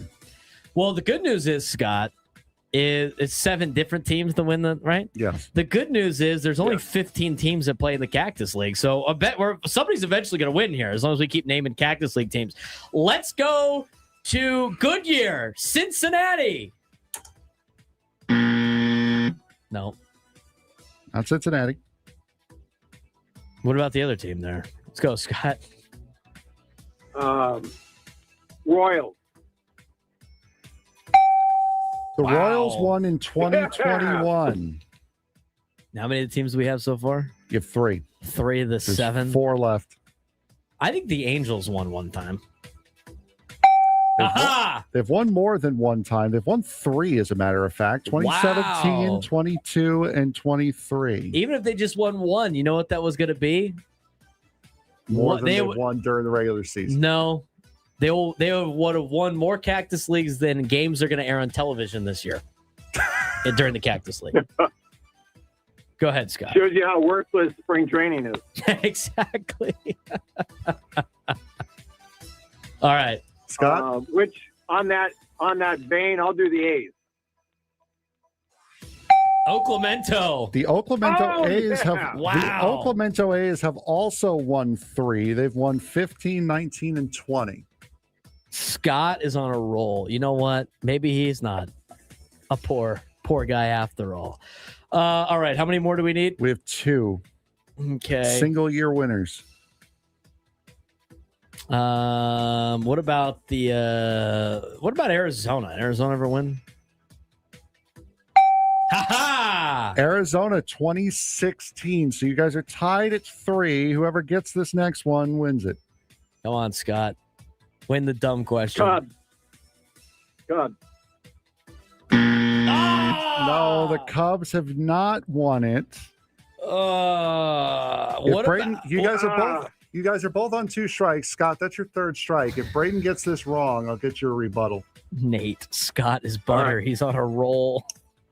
Foul on. I don't want to be a sap. Let's go with Cleveland. Scott, doors back open, Scott. Scott, you get a rebuttal here. Oh, let's see.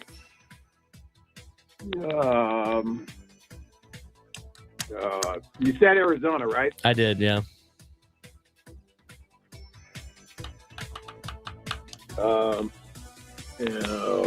Join me, Christmas. Did we do Padres? No, did the Padres win a Cactus League championship? No, they have not. Not in the last 10 years, they have not. Oh, man. This has turned out to be quite fun now, hasn't it? Milwaukee. No! Wow! Scott, We're just sorry. process of elimination, just naming Cactus League teams. Turned out to be fun, though. Boo this man. Oh, for God's Technical foul.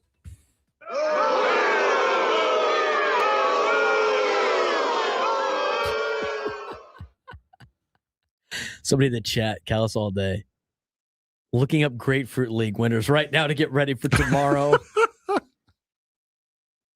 That's a foul. Braden, dude. you win the TV. Thank you. Can't wait. Can't wait to go pick it out at Costco. Foul. Why do I get a foul? Are you raising your voice It at was me? your idea. It was not my idea. No, it was. No, Are it you was. raising your voice at me? It was your idea. It was you saying what you said yesterday that put the nugget in my head, and then I went and looked and thought, well, this could be fun. Can't believe it. Can't believe it. I feel so bad for Scott. Just, it's terrible. Hey, came down to the wire. That was what you could. That's all you could have asked for was a competitive game, and that's what you got. You got a competitive game. Foul completely on Frank. You know what? I don't want to be rude to the UCLA situation, but this might be one where you get like kicked out of the own team. Kicks you out of the game. It was your idea. I was not. We were talking about the Cactus League winners because it was fun to look back to see how the season they did. I thought this would be fun. So, oh man, the recurring bit of Frank. I mean, you're getting close to Scraby range. Just saying. I don't see. I mean, that's. I thought that was decent. I thought it was. I mean, it's definitely nobody's got an edge on that. I tell you what, if I went to trivia night and they asked that question, I would be like, I would walk out. I'd be like, this is nonsense. This is the one sports question you had? Are you kidding me? Well, I can't start dropping opening day lineups yet. Like I can't start. I mean, doing you that. can. You could do it for whoever. I'm not gonna do the random opening day lineup, Padres opening day lineup in 1971. I'm not doing that yet. Have you ever listened to Chris's Funtabulous Game Show or Fantabulous Game Show? He's never listened to that. Chris does it, and then I think Scrabian tries to take on a contestant or something. He has a list with multiple winners on it, and so like the list that has multiple. If you get one that multiple winners on, I know, but then you get more points for the win, like for getting those. If that makes sense. So like the Angels won multiple times. Like whoever get the Angels will get 3 points, and then you do it based on points. Name hot dog brands that have natural casings. I'm just saying, like, I think, yeah, I agree. Like, start stealing. You might have to start. You know what you should do? You should just steal some of Elo's questions. Yeah, I'm not a gimmick stealer. I'm sorry. I mean, the format of the question of the show of the game we play is relatively the same. A stolen gimmick, yes, I know. That Elo stole from me previously. Everybody's stealing everybody's gimmicks. I thought it was fine. You know what? Maybe I have to come up with the I'm questions. trying to be creative and different, maybe man. we need to do the midday sports stand up against Frank. I'm trying to be creative and different. You know? I'm just That's what I'm going for. Instead of the just same old questions all the time. Tomorrow's question: can you outdo Frank in naming the NASCAR teams? No, you can't. Find out. Chucky Lozano, not really friendly with his family. Talk about it next. Hey, it's been a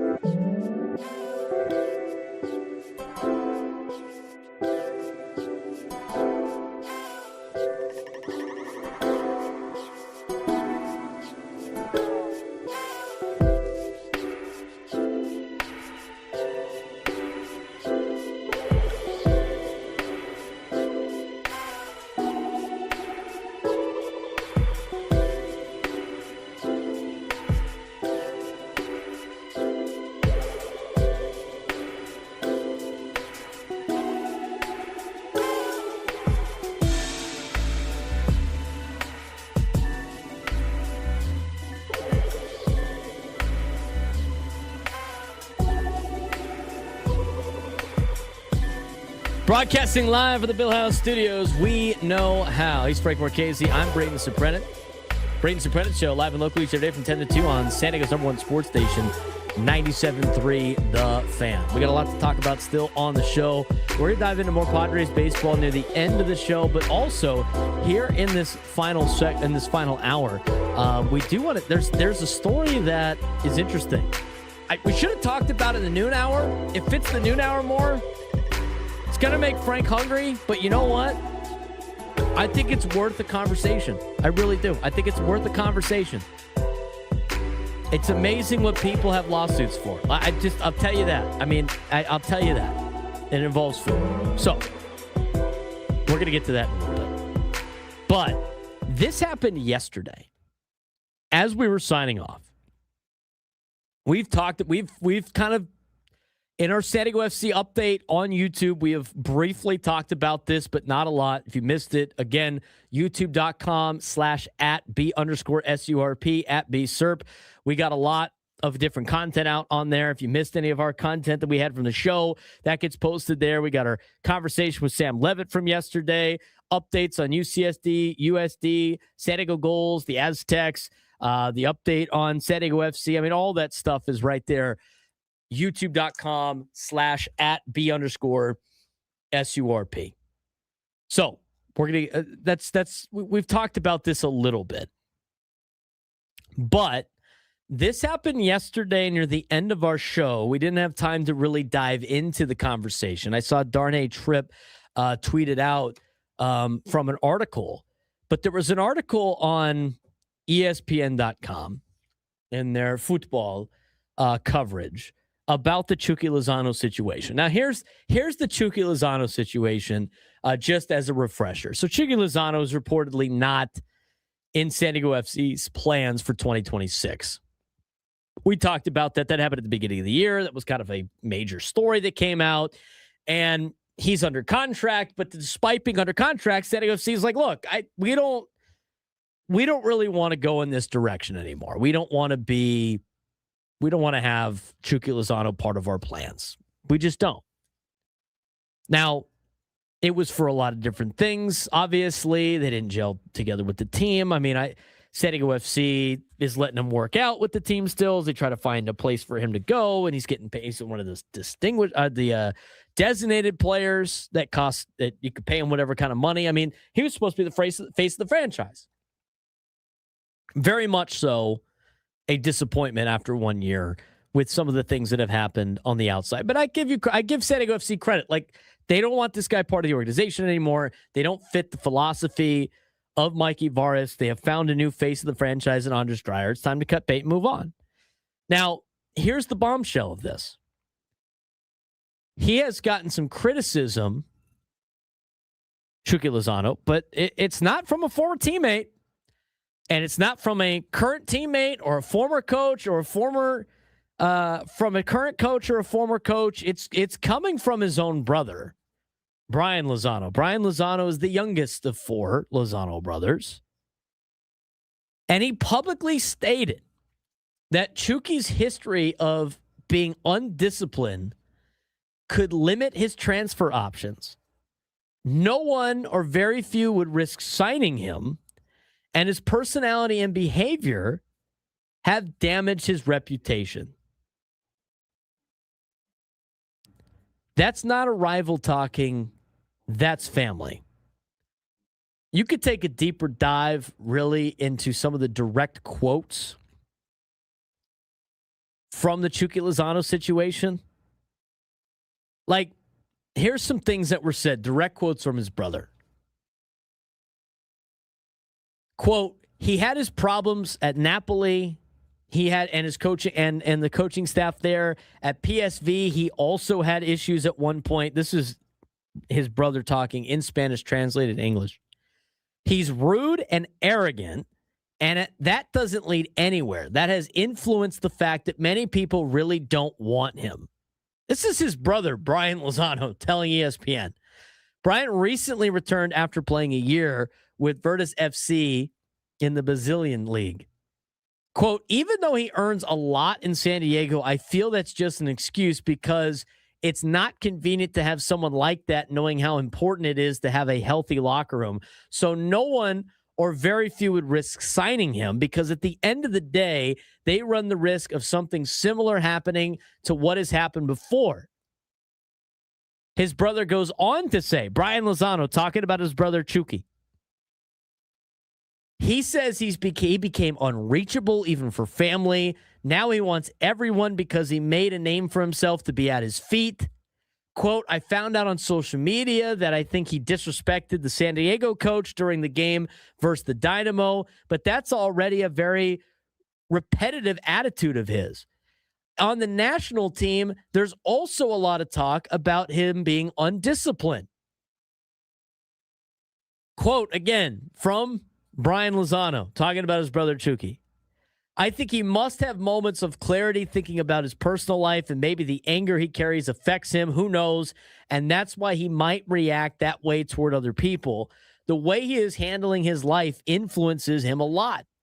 I hope he can see things in a different way, that he reflects and reverses what he has done, especially on a personal level, and that he can straighten out his career. Brian says he has mixed feelings when he thinks about how things are going for his brother. Quote, at the end of the day, he is my blood. You feel it. And I say, man, if that were happening to me, I would feel bad or disappointed. He says this in a good moment for Chucky to he says this is a good moment for Chucky to understand or rethink his behavior, especially with the World Cup approaching, as he risked being left out. These are interesting comments from Chucky Lozano's brother. I mean, he talks about the personal isolation. I mean, Brian claims that Chucky is estranged from his parents and siblings.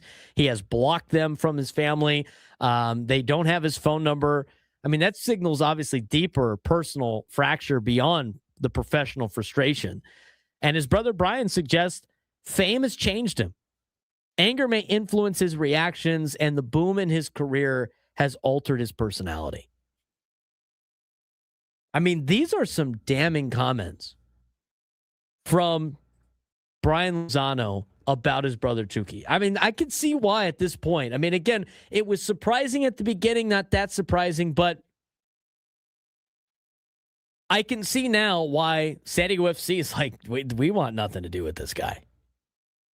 I mean, this is not a former player. This is not a rival. This is not a former coach. This is not anybody that has had some irrational spat with Chucky Lozano. This is his brother saying this.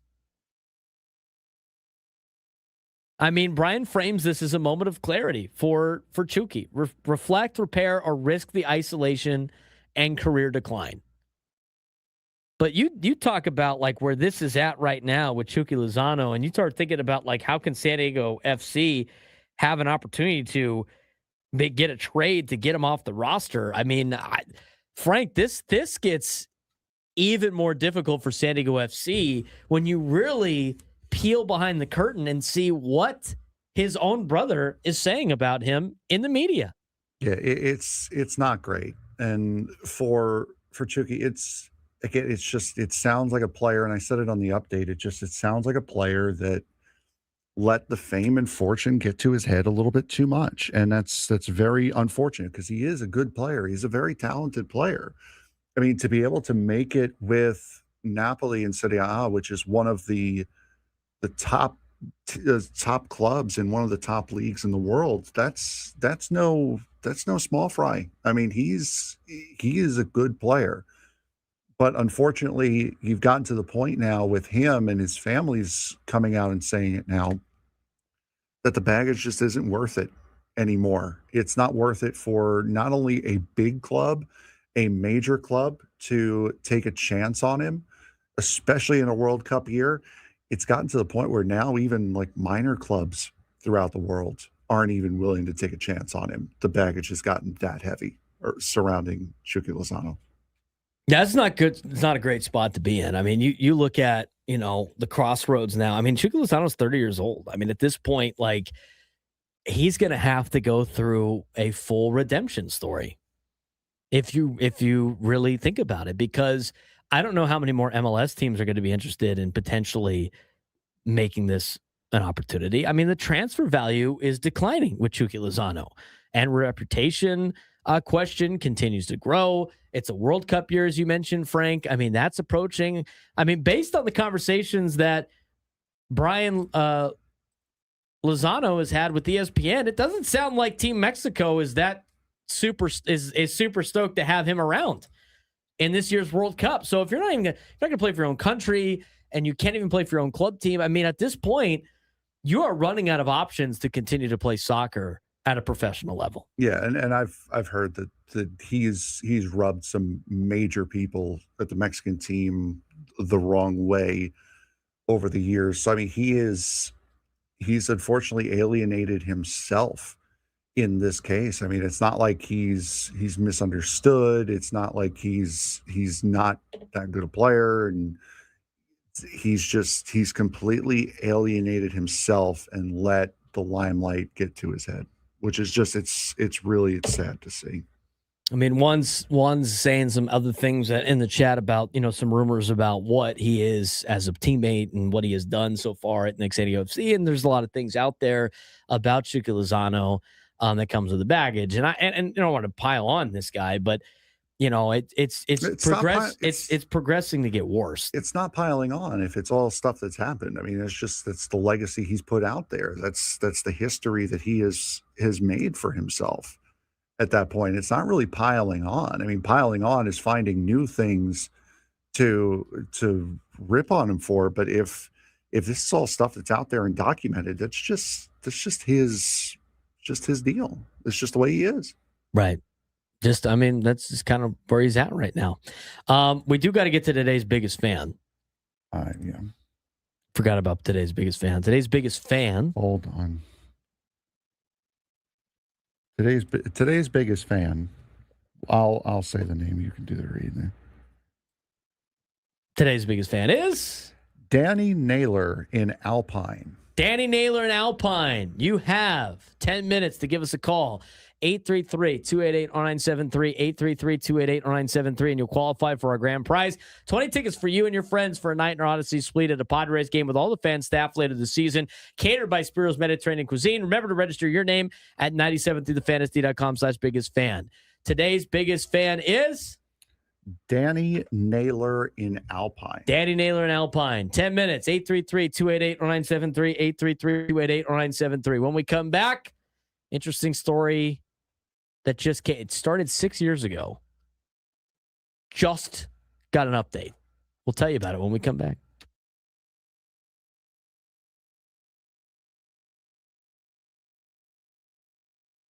We're officially past the 2026 trade deadline and coming out of the All-Star weekend, and the NBA gave us some clarity and confusion at the same time. Let's start with the biggest name in the league right now, Giannis Antetokounmpo, and the Milwaukee question. Giannis says he's committed to the Bucks. His words, as of today, I'm committed. This is my team, and I love it. You will never hear me say I want to trade, but here's the reality. The Bucks are 21-30. They're 12th in the East. Giannis hasn't played since January 23rd with a calf strain. And league sources say Milwaukee did listen to offers before the deadline. Teams like the Golden State Warriors, Miami Heat, Minnesota Timberwolves were monitoring the situation. Nothing happened, but the door isn't closed. It's just pushed to the summer. Giannis compared winning a championship to eating a great steak. You want that steak again. He won in 2021. He wants another bite. Giannis isn't lying. He loves Milwaukee. But this isn't about loyalty. It's about leverage. As of today, it's powerful language that he decided to use. If this team doesn't climb into serious contention after the break, this conversation explodes in July. And if he ever truly becomes available, that's a franchise-altering moment for half the league that might be interested in trading for Giannis Antetokounmpo. Yeah, and this is why I kind of also get scared, because the Knicks have such a great thing going on and can really use a guy like Giannis. And the reports were that over this last offseason that he was saying, do whatever it takes to get me to New York. And I really don't want to see the current New York Knicks team getting blown up. But I can't imagine, especially in the NBA where players move all the time, big names move all the time. I can't see Giannis starting the 2026-27 season with the Milwaukee Bucks at this rate, unless they really take a swing during the free agency period and get some guys in. I don't believe the Giannis. Oh, to be in Milwaukee now. I'm No, not buying it. especially he's going to get moved during the summer unless the Bucks, pull a miracle out of their ass. with professional athletes, that kind of statement rings so hollow. But especially in the NBA, where guys like LeBron, who you would see in the NFL stay with one team his entire career, or with baseball stay with one team for a vast majority of his career, especially if it's in a big market. I can't take that seriously, especially in the NBA. Speaking of things you can't take seriously, the All-Star Weekend.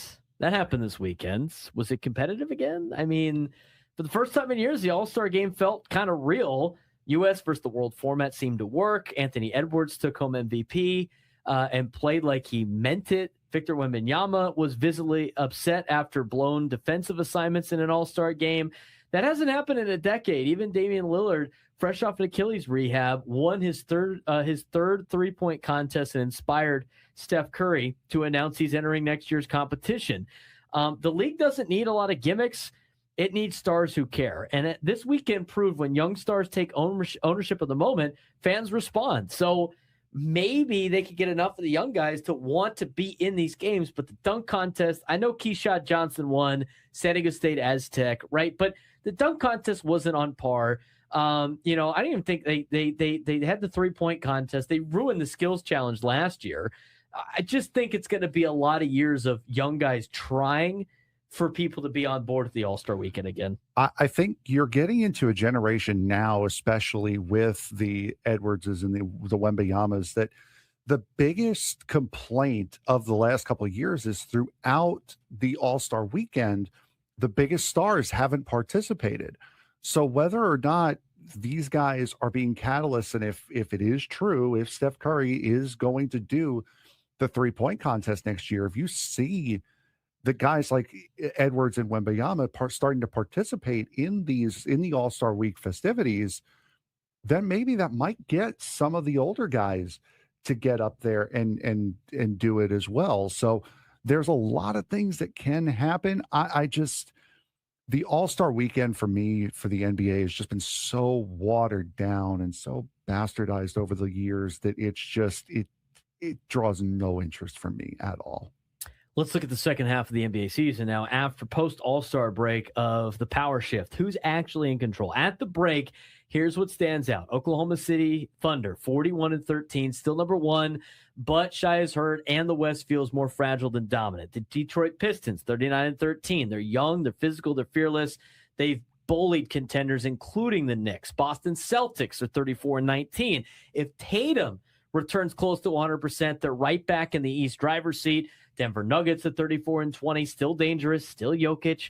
But depth and injuries are concerns. And the Cavs, James Harden era has started hot, 4 straight wins, 9 of 10 overall. That move might quietly be one of the most important at the deadline, even though you and I both thought, I don't know if you want to give up as much as you have.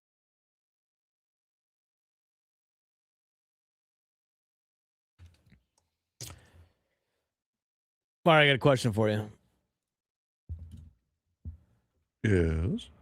I've asked you this question before, but then I have forgotten what you have answered. But here's my question for you. It's going to start this segment off. Mm-hmm.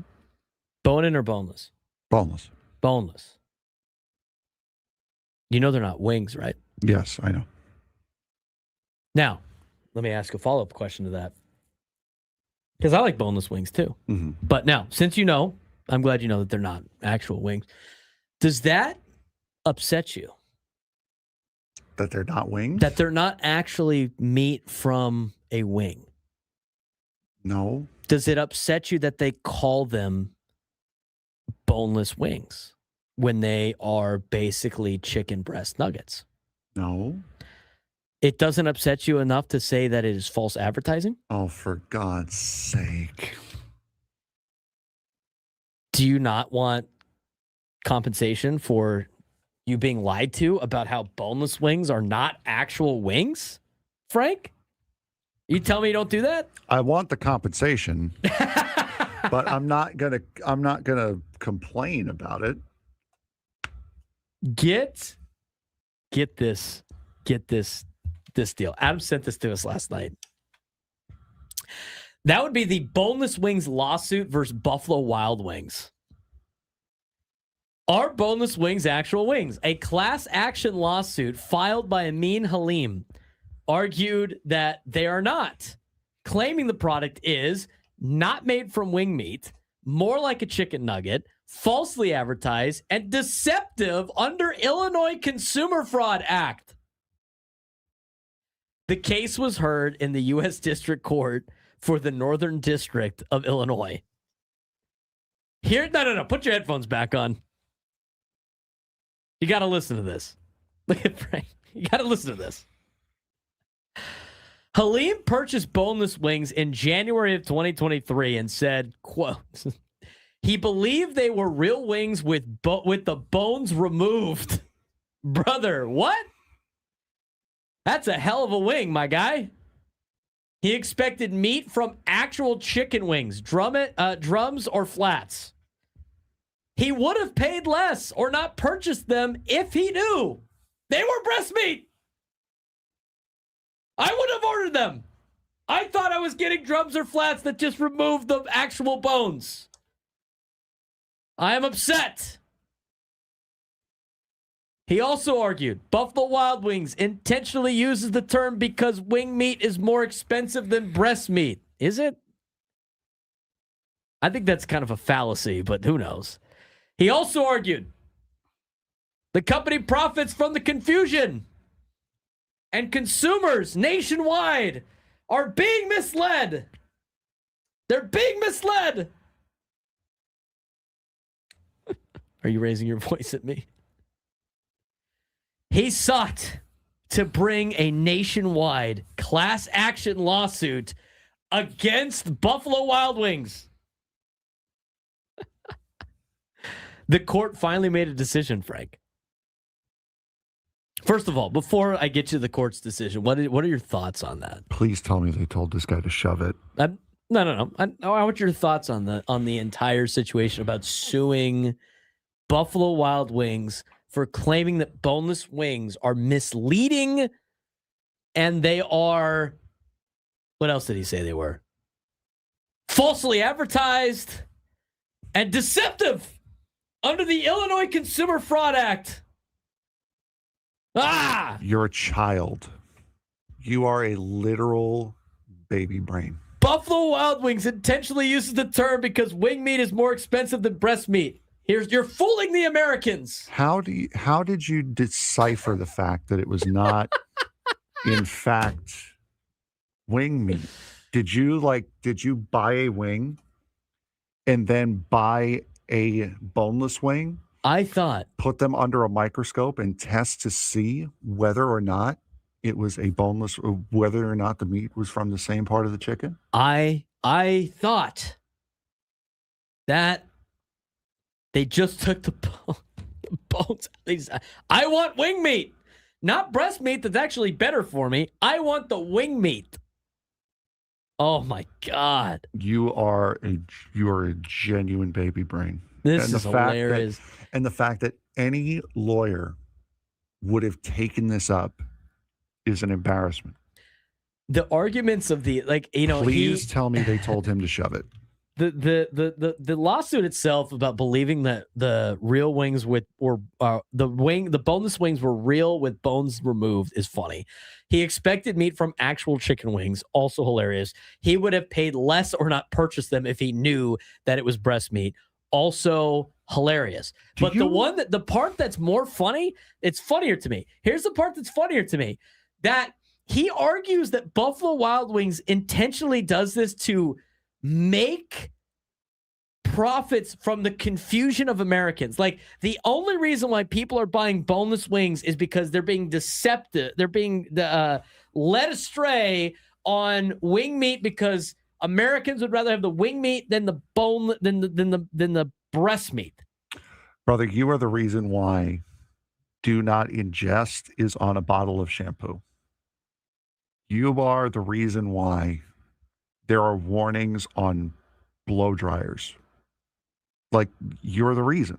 You are the reason. I have never once been confused about whether or not I was eating a chicken wing or a chicken nugget. Nor did I care. Okay. Never once. This happened in 2023. How about this? The fact that he filed the lawsuit in court in 2023. They just got a ruling yesterday. What a waste of taxpayer dollars. What a waste of money. Waste of money. All right, court's decision. You ready for this? Judge John J. Tharp Jr. That is such a judge name. John J. Tharp Jingleheimer Schmidt? Please. His name was my name too? Is that who this was? Please do the right thing. Judge John J. Tharp Jr. Do the right thing. Talk please. about generated names. He dismissed the complaint. Thank you. Oh, you had me worried. Oh, I was stressing out over here. Frank believes in society yet again. Oh, my For a God. brief moment till he sits in traffic on the way home. Oh, thank All right. God. The ruling included several notable findings. Number one, standing. The court agreed Halim had standing. He claimed economic harm. Oh, my God. So it wasn't thrown out on a technicality. Well, you know what? Maybe some economic harm out there with people thinking it's not breast meat. I'll give you the $2 back. Just... Number two, no deception as a matter of law. The judge ruled a reasonable consumer would not believe boneless wings are deboned chicken wings reassembled into a, quote, Franken wing. Thank you. Thank you. I am glad that he views that the average American is not believing that boneless wings are deboned chicken wings. Key reasoning. Words have multiple meanings. Quote, wing can be described style, not anatomy. Buffalo wing doesn't mean buffalo meat. You know what? That's pretty fair, to be honest with you. I mean, wouldn't a buffalo wing strike you as a wing coming from a buffalo? I mean, hey, chicken fingers aren't literal fingers, Frank. He has to put, this is in a court ruling. Cauliflower wings don't contain wing meat. I want. These are all reasons saying it's not. See, look, hey, this is the defense that the judge had for his argument. Judge Schmitty Werdeman Jensen. He was number one. The court leaned on common sense. Oh my God, it's about time. Boneless wings are widely known product for decades. Consumers understand what they're ordering. Number three, price context matters. The menu shows traditional wings cost more, boneless wings cost less. The court reasoned if boneless wings required extra labor, deboning actual wings, they would likely cost more, not less. The price difference signals they're not literally deboned wings. So then why would you, if you acknowledge that the process of taking the bone out of an wing and then molding it back together would cost more, then why would you say he suffered economical harm by paying less for what you acknowledge would have cost him more? You're asking too many questions. The lawsuit, quote, had no meat on its bones. They put that in the argument in the release. I hate you so much for that. Court documents, it says, quote, the lawsuit had no meat on its bones. The judge used wordplay to dismiss the claim. His complaint has, this is the direct quote from the document. His complaint has no meat on its bones. The court allowed Halim the opportunity to amend his lawsuit, but noted amendment would likely be futile.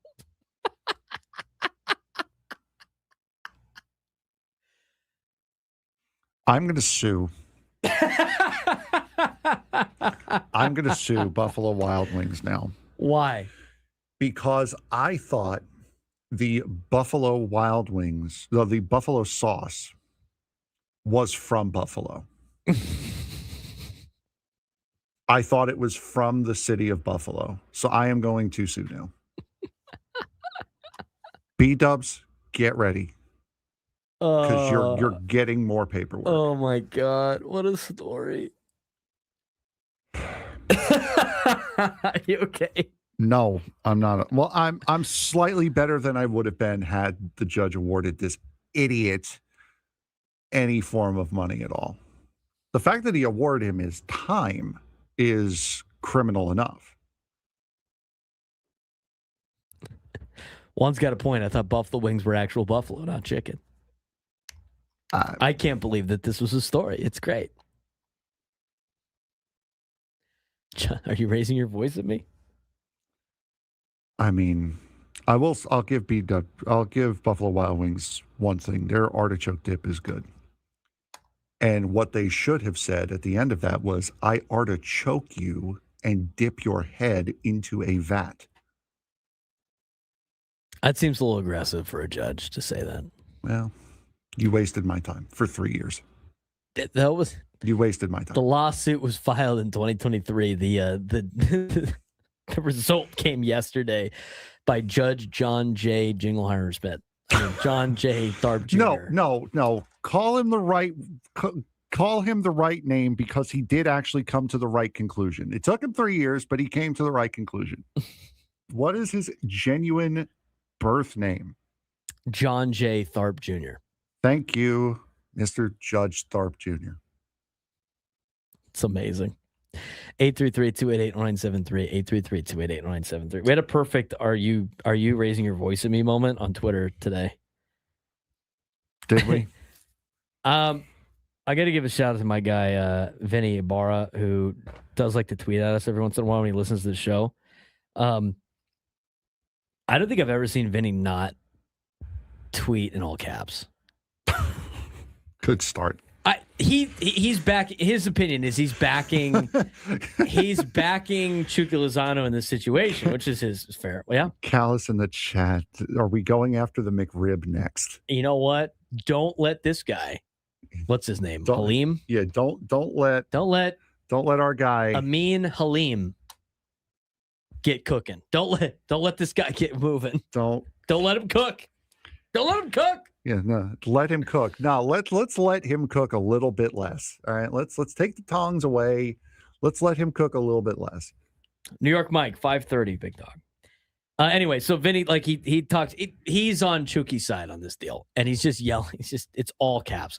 Do you ever read anything that in all caps and just be like, "Why are you yelling? Are you raising your voice at me?" Yeah. Are you raising your voice at me? No tacos today, by the way. Unless they're veggie tacos for us Catholics. I'm waiting for the tacos. Where are the damn tacos at? Ash Wednesday. It's only for Go Aztecs at this point. I know. We added a new drop today. That's great. It's great news. Yes, we did. I love it. All right. Well, we had the brother. Vinny brings up a couple things of what could be happening between Chucky and his brother.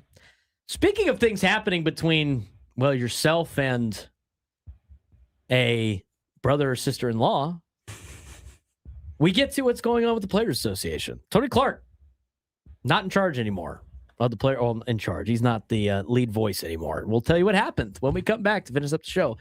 San Diego's number sports station, 97 through the Fan.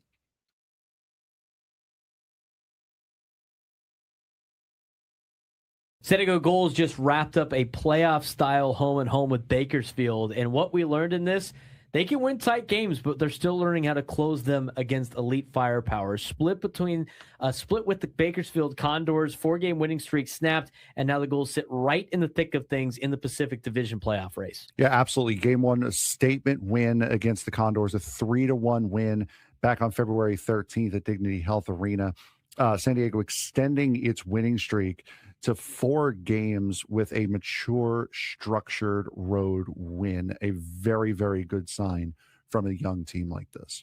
Yeah, Tomas Sukanchik was outstanding, 31 saves, season high, back-to-back wins for Sukanchik since returning from injury. Head coach Matt McIlvain called it a big-time game for him. Offensively, Matthew Phillips scored his 10th of the season on the power play. He now co-leads the team with 32 points.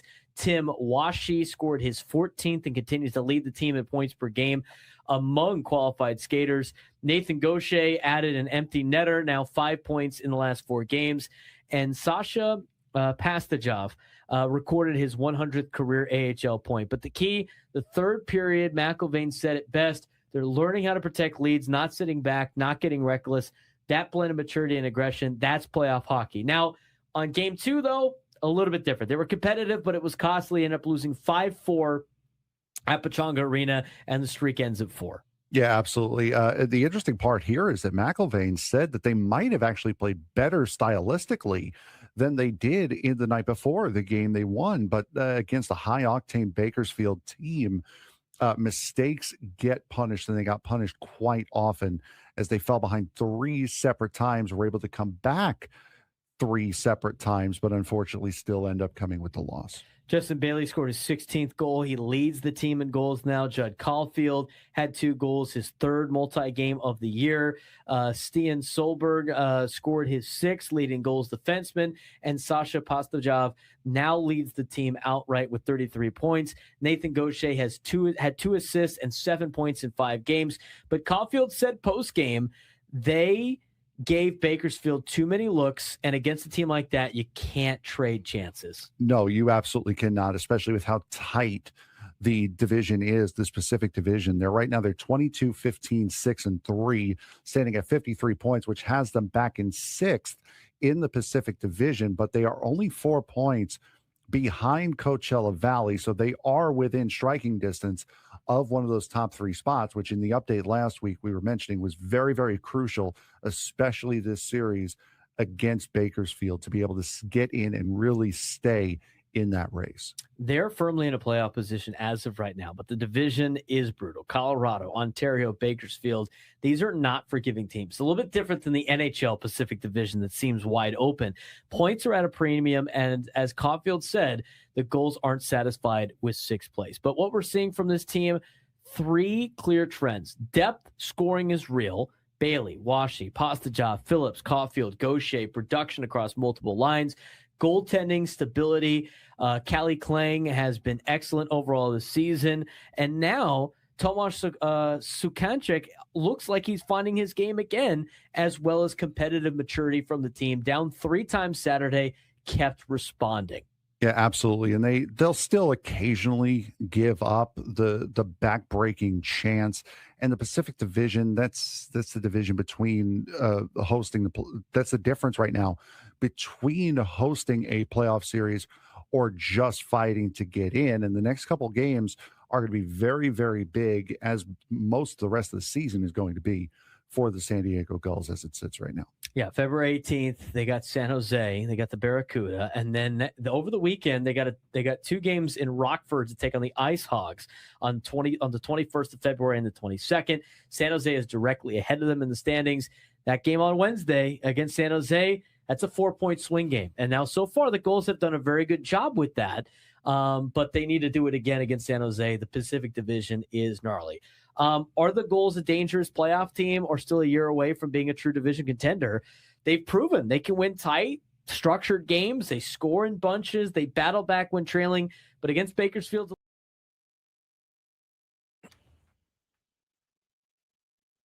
we've gotten confirmation that San Diego has parted ways with Steve Lavin as the head basketball coach at the University of San Diego. Steve Lavin in his 4th season at the University of San Diego, and according to reports by Mark Ziegler in the San Diego Union Tribune, Lavin was in his 4th season of what believed to be a 6-year contract that pays him roughly $1 million a year.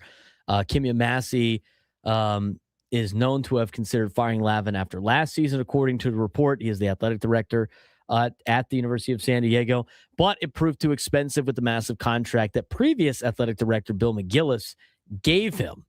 Coach is best known for 7 seasons at UCLA, had one winning record in his 4 years at USD when they went 18-15 in 2023-2024, finished 9th, 5th, and 11th in the West Coast Conference, and the Toreros 11-17 are 10th this season at 5-10 following Sunday's 92-79 home loss against USF.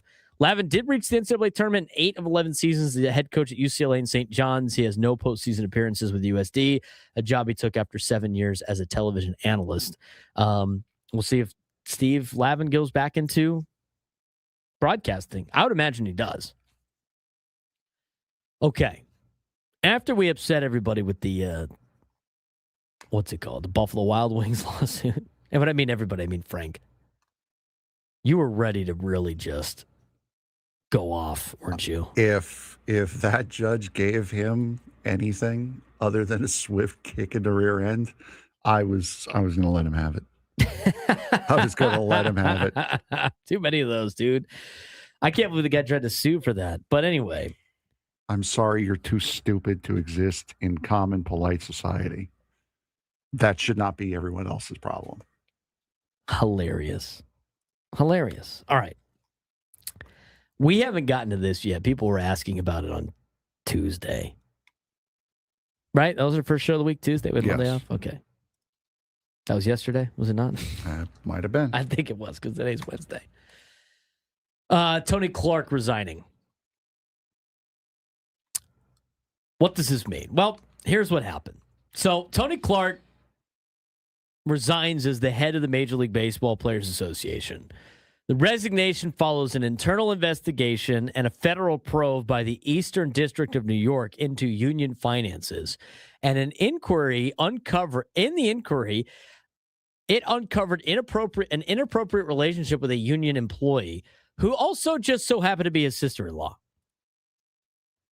Player Executive Subcommittee reviewed the findings. Clark asked to step down Monday. He was asked to step down on Monday, and his official resignation was Tuesday.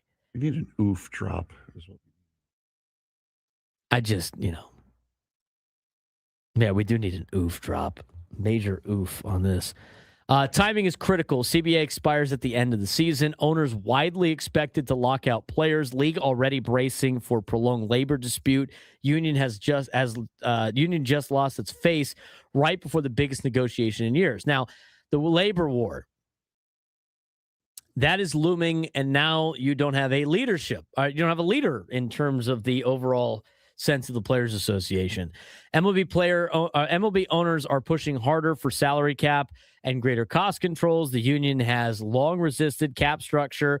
Tony Clark and Deputy Bruce Meyer led the 2021-2022 lockout negotiations, the previous ones, and that one lasted 99 days. Many expect the next one could be longer, and a potential interim leader in Bruce Meyer, who is a respected negotiator, did lead the 2021 bargaining, but union is hesitant to rush appointment. Players are holding additional calls to decide the next steps.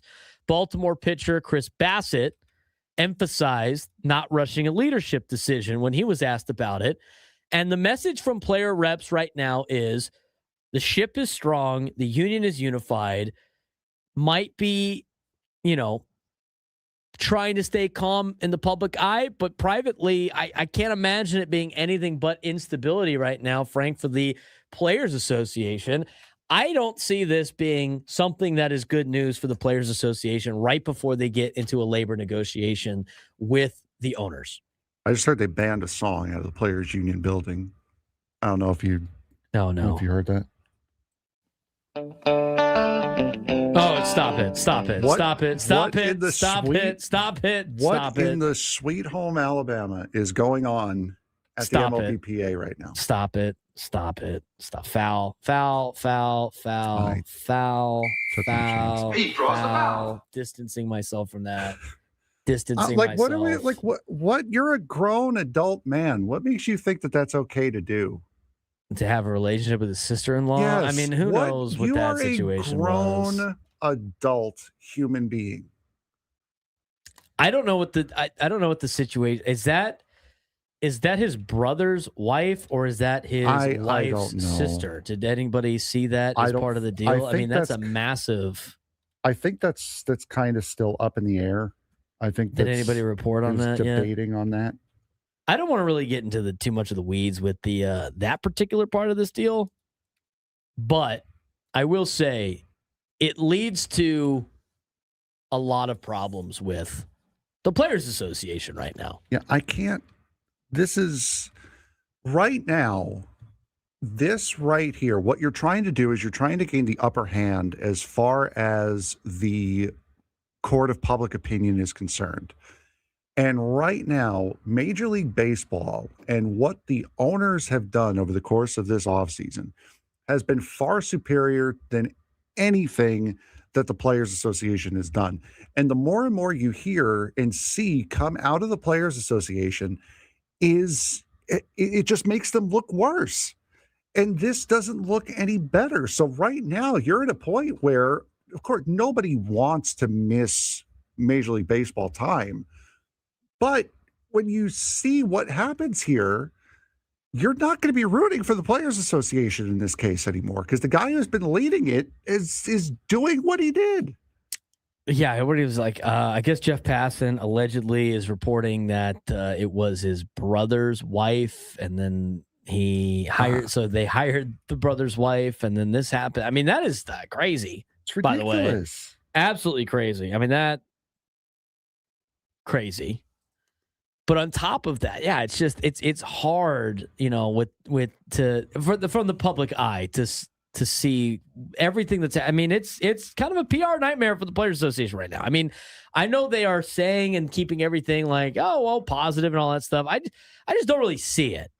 So the federal probe and players, and Players Way questions. Clark's departure tied to an expanded scrutiny over union finances, handling of Players Way. Remember that scandal that kind of got brushed under the rug? Yep.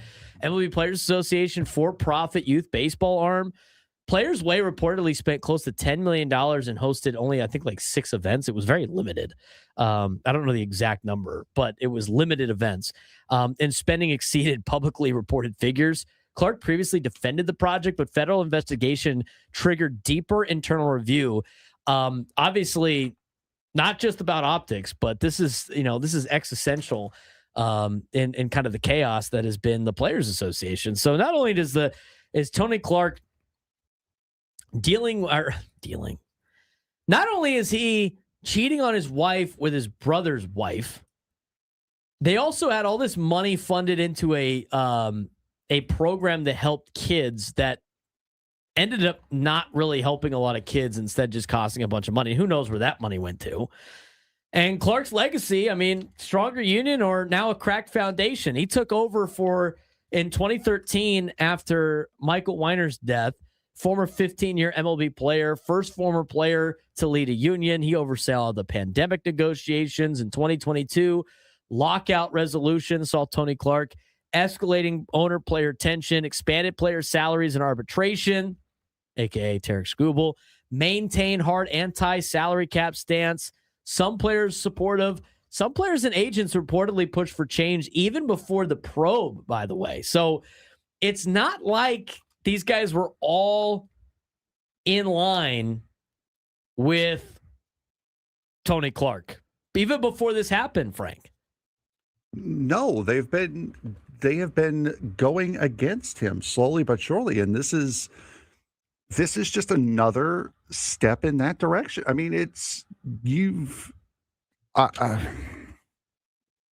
this has been just a nightmare for the Players Association. If they think that they are going to get the better end of this new CBA, they are insane. They are absolutely insane if they think that is the case. There's no shot, because when it comes down to, we're going to be missing games next year because the players won't agree, because the two sides won't agree. Fans are going to be reminded of all this stuff. Fans are going to remember the players. What was the nonprofit? They're going to be reminded of that. They're going to be reminded of this. They're going to see all these stories about players going after the owners. They are going to be losing so bad in the court of public opinion that the players are going to be the one that get the blame on this one this time around. There's a couple other things with this too, like, and we had Clinton Yates on before, and he wrote a piece on this with with this potential deal. But like, I go back to Cody. Like, Cody Decker was tweeting about this yesterday. He is now, like, Cody Decker now he's on with Michelle Beadle now, which I didn't know that was a thing. He is a ex-professional baseball player. I'm pretty sure he played in the Padres organization, if I'm not mistaken. He does TV and radio and stuff now, but he's been tweeting about this a lot, and with the CBA. And I got to go find the one where it said, here's the one about Tony Clark. This is what Cody Decker said. Okay, take this for what it's worth. He's talking about his conversation he once had with Tony Clark. Cody Decker he tweets this out. Tony once told me when I asked one-on-one after a CBA meeting in spring training, why aren't we helping the players that need protection the most? Minor leaguers, taxi squad, players with options. And Tony's answer was, well, Deck, you were never supposed to make it. That's everything you need to know about the Players Association and what's going on right now. And also, that's coming from Tony Clark, who, let's be honest here, was an average player at best. For most years. But that's like Tony Clark's job is to appease like the players of the Players Association. All players. It should be all players, but his incentive is obviously the top players. And that's why when you hear a lot of stuff with the Players Association, you have to realize this is coming from the top 1% of the players in the Players Association, not all of the players. I mean, they asked, they're asking these players right now in spring training, like, oh, what do you think about the Dodgers spending? And then a lot of the guys that are making tons of money are going like, oh, I love it. We love what the Dodgers are doing. This is great. Everybody should be doing this. You want to know where you want to know where the Players Association stands? That quote right there from Cody Decker. Again, take it for what it's worth.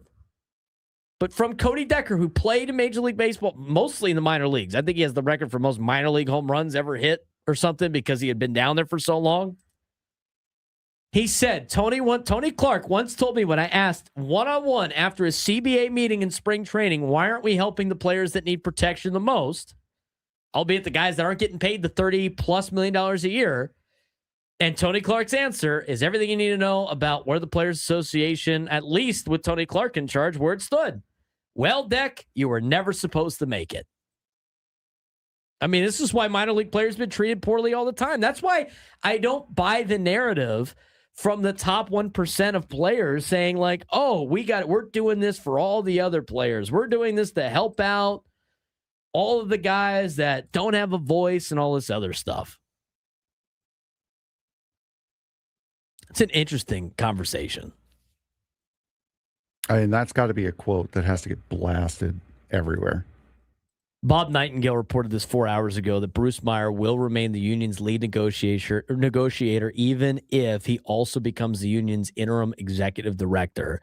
Cody Decker quote tweeted that and said, I mean, there was a mutiny to remove him from his position in 2024. Hope the Players Association can stay together because I'm not feeling great about the next CBA.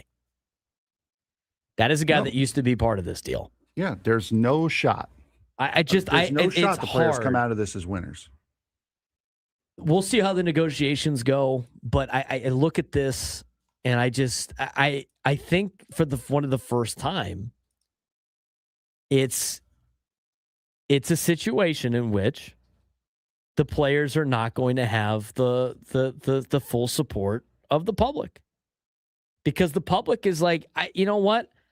I don't really care I don't care who gets paid, whatever. I just want to make sure we have baseball games, and I want the league to be competitive. I think most of the public has said that, Frank. I don't want to speak for him. I mean, that's what I've said. That's what I believe as a baseball fan. And I think whatever gets you to that position, I'm in favor for. And I think a lot of people in baseball kind of want that now, like fans of baseball. So I think the players might be underestimating the public opinion thing a little bit because they've always had the benefit They've of the always public had opinion. it. Yeah, exactly. Why are you going to root for the rich people? We're going to see how this transpires. We'll probably talk more about it again tomorrow, but just the interesting stuff with the Tony Clark situation. It's not a good look for the Players Association as a whole. Not the players, but the Players Association. Gwen and Chris coming up next. We'll talk to you guys again tomorrow. Sam Levitt will join the show. 97 through the fan.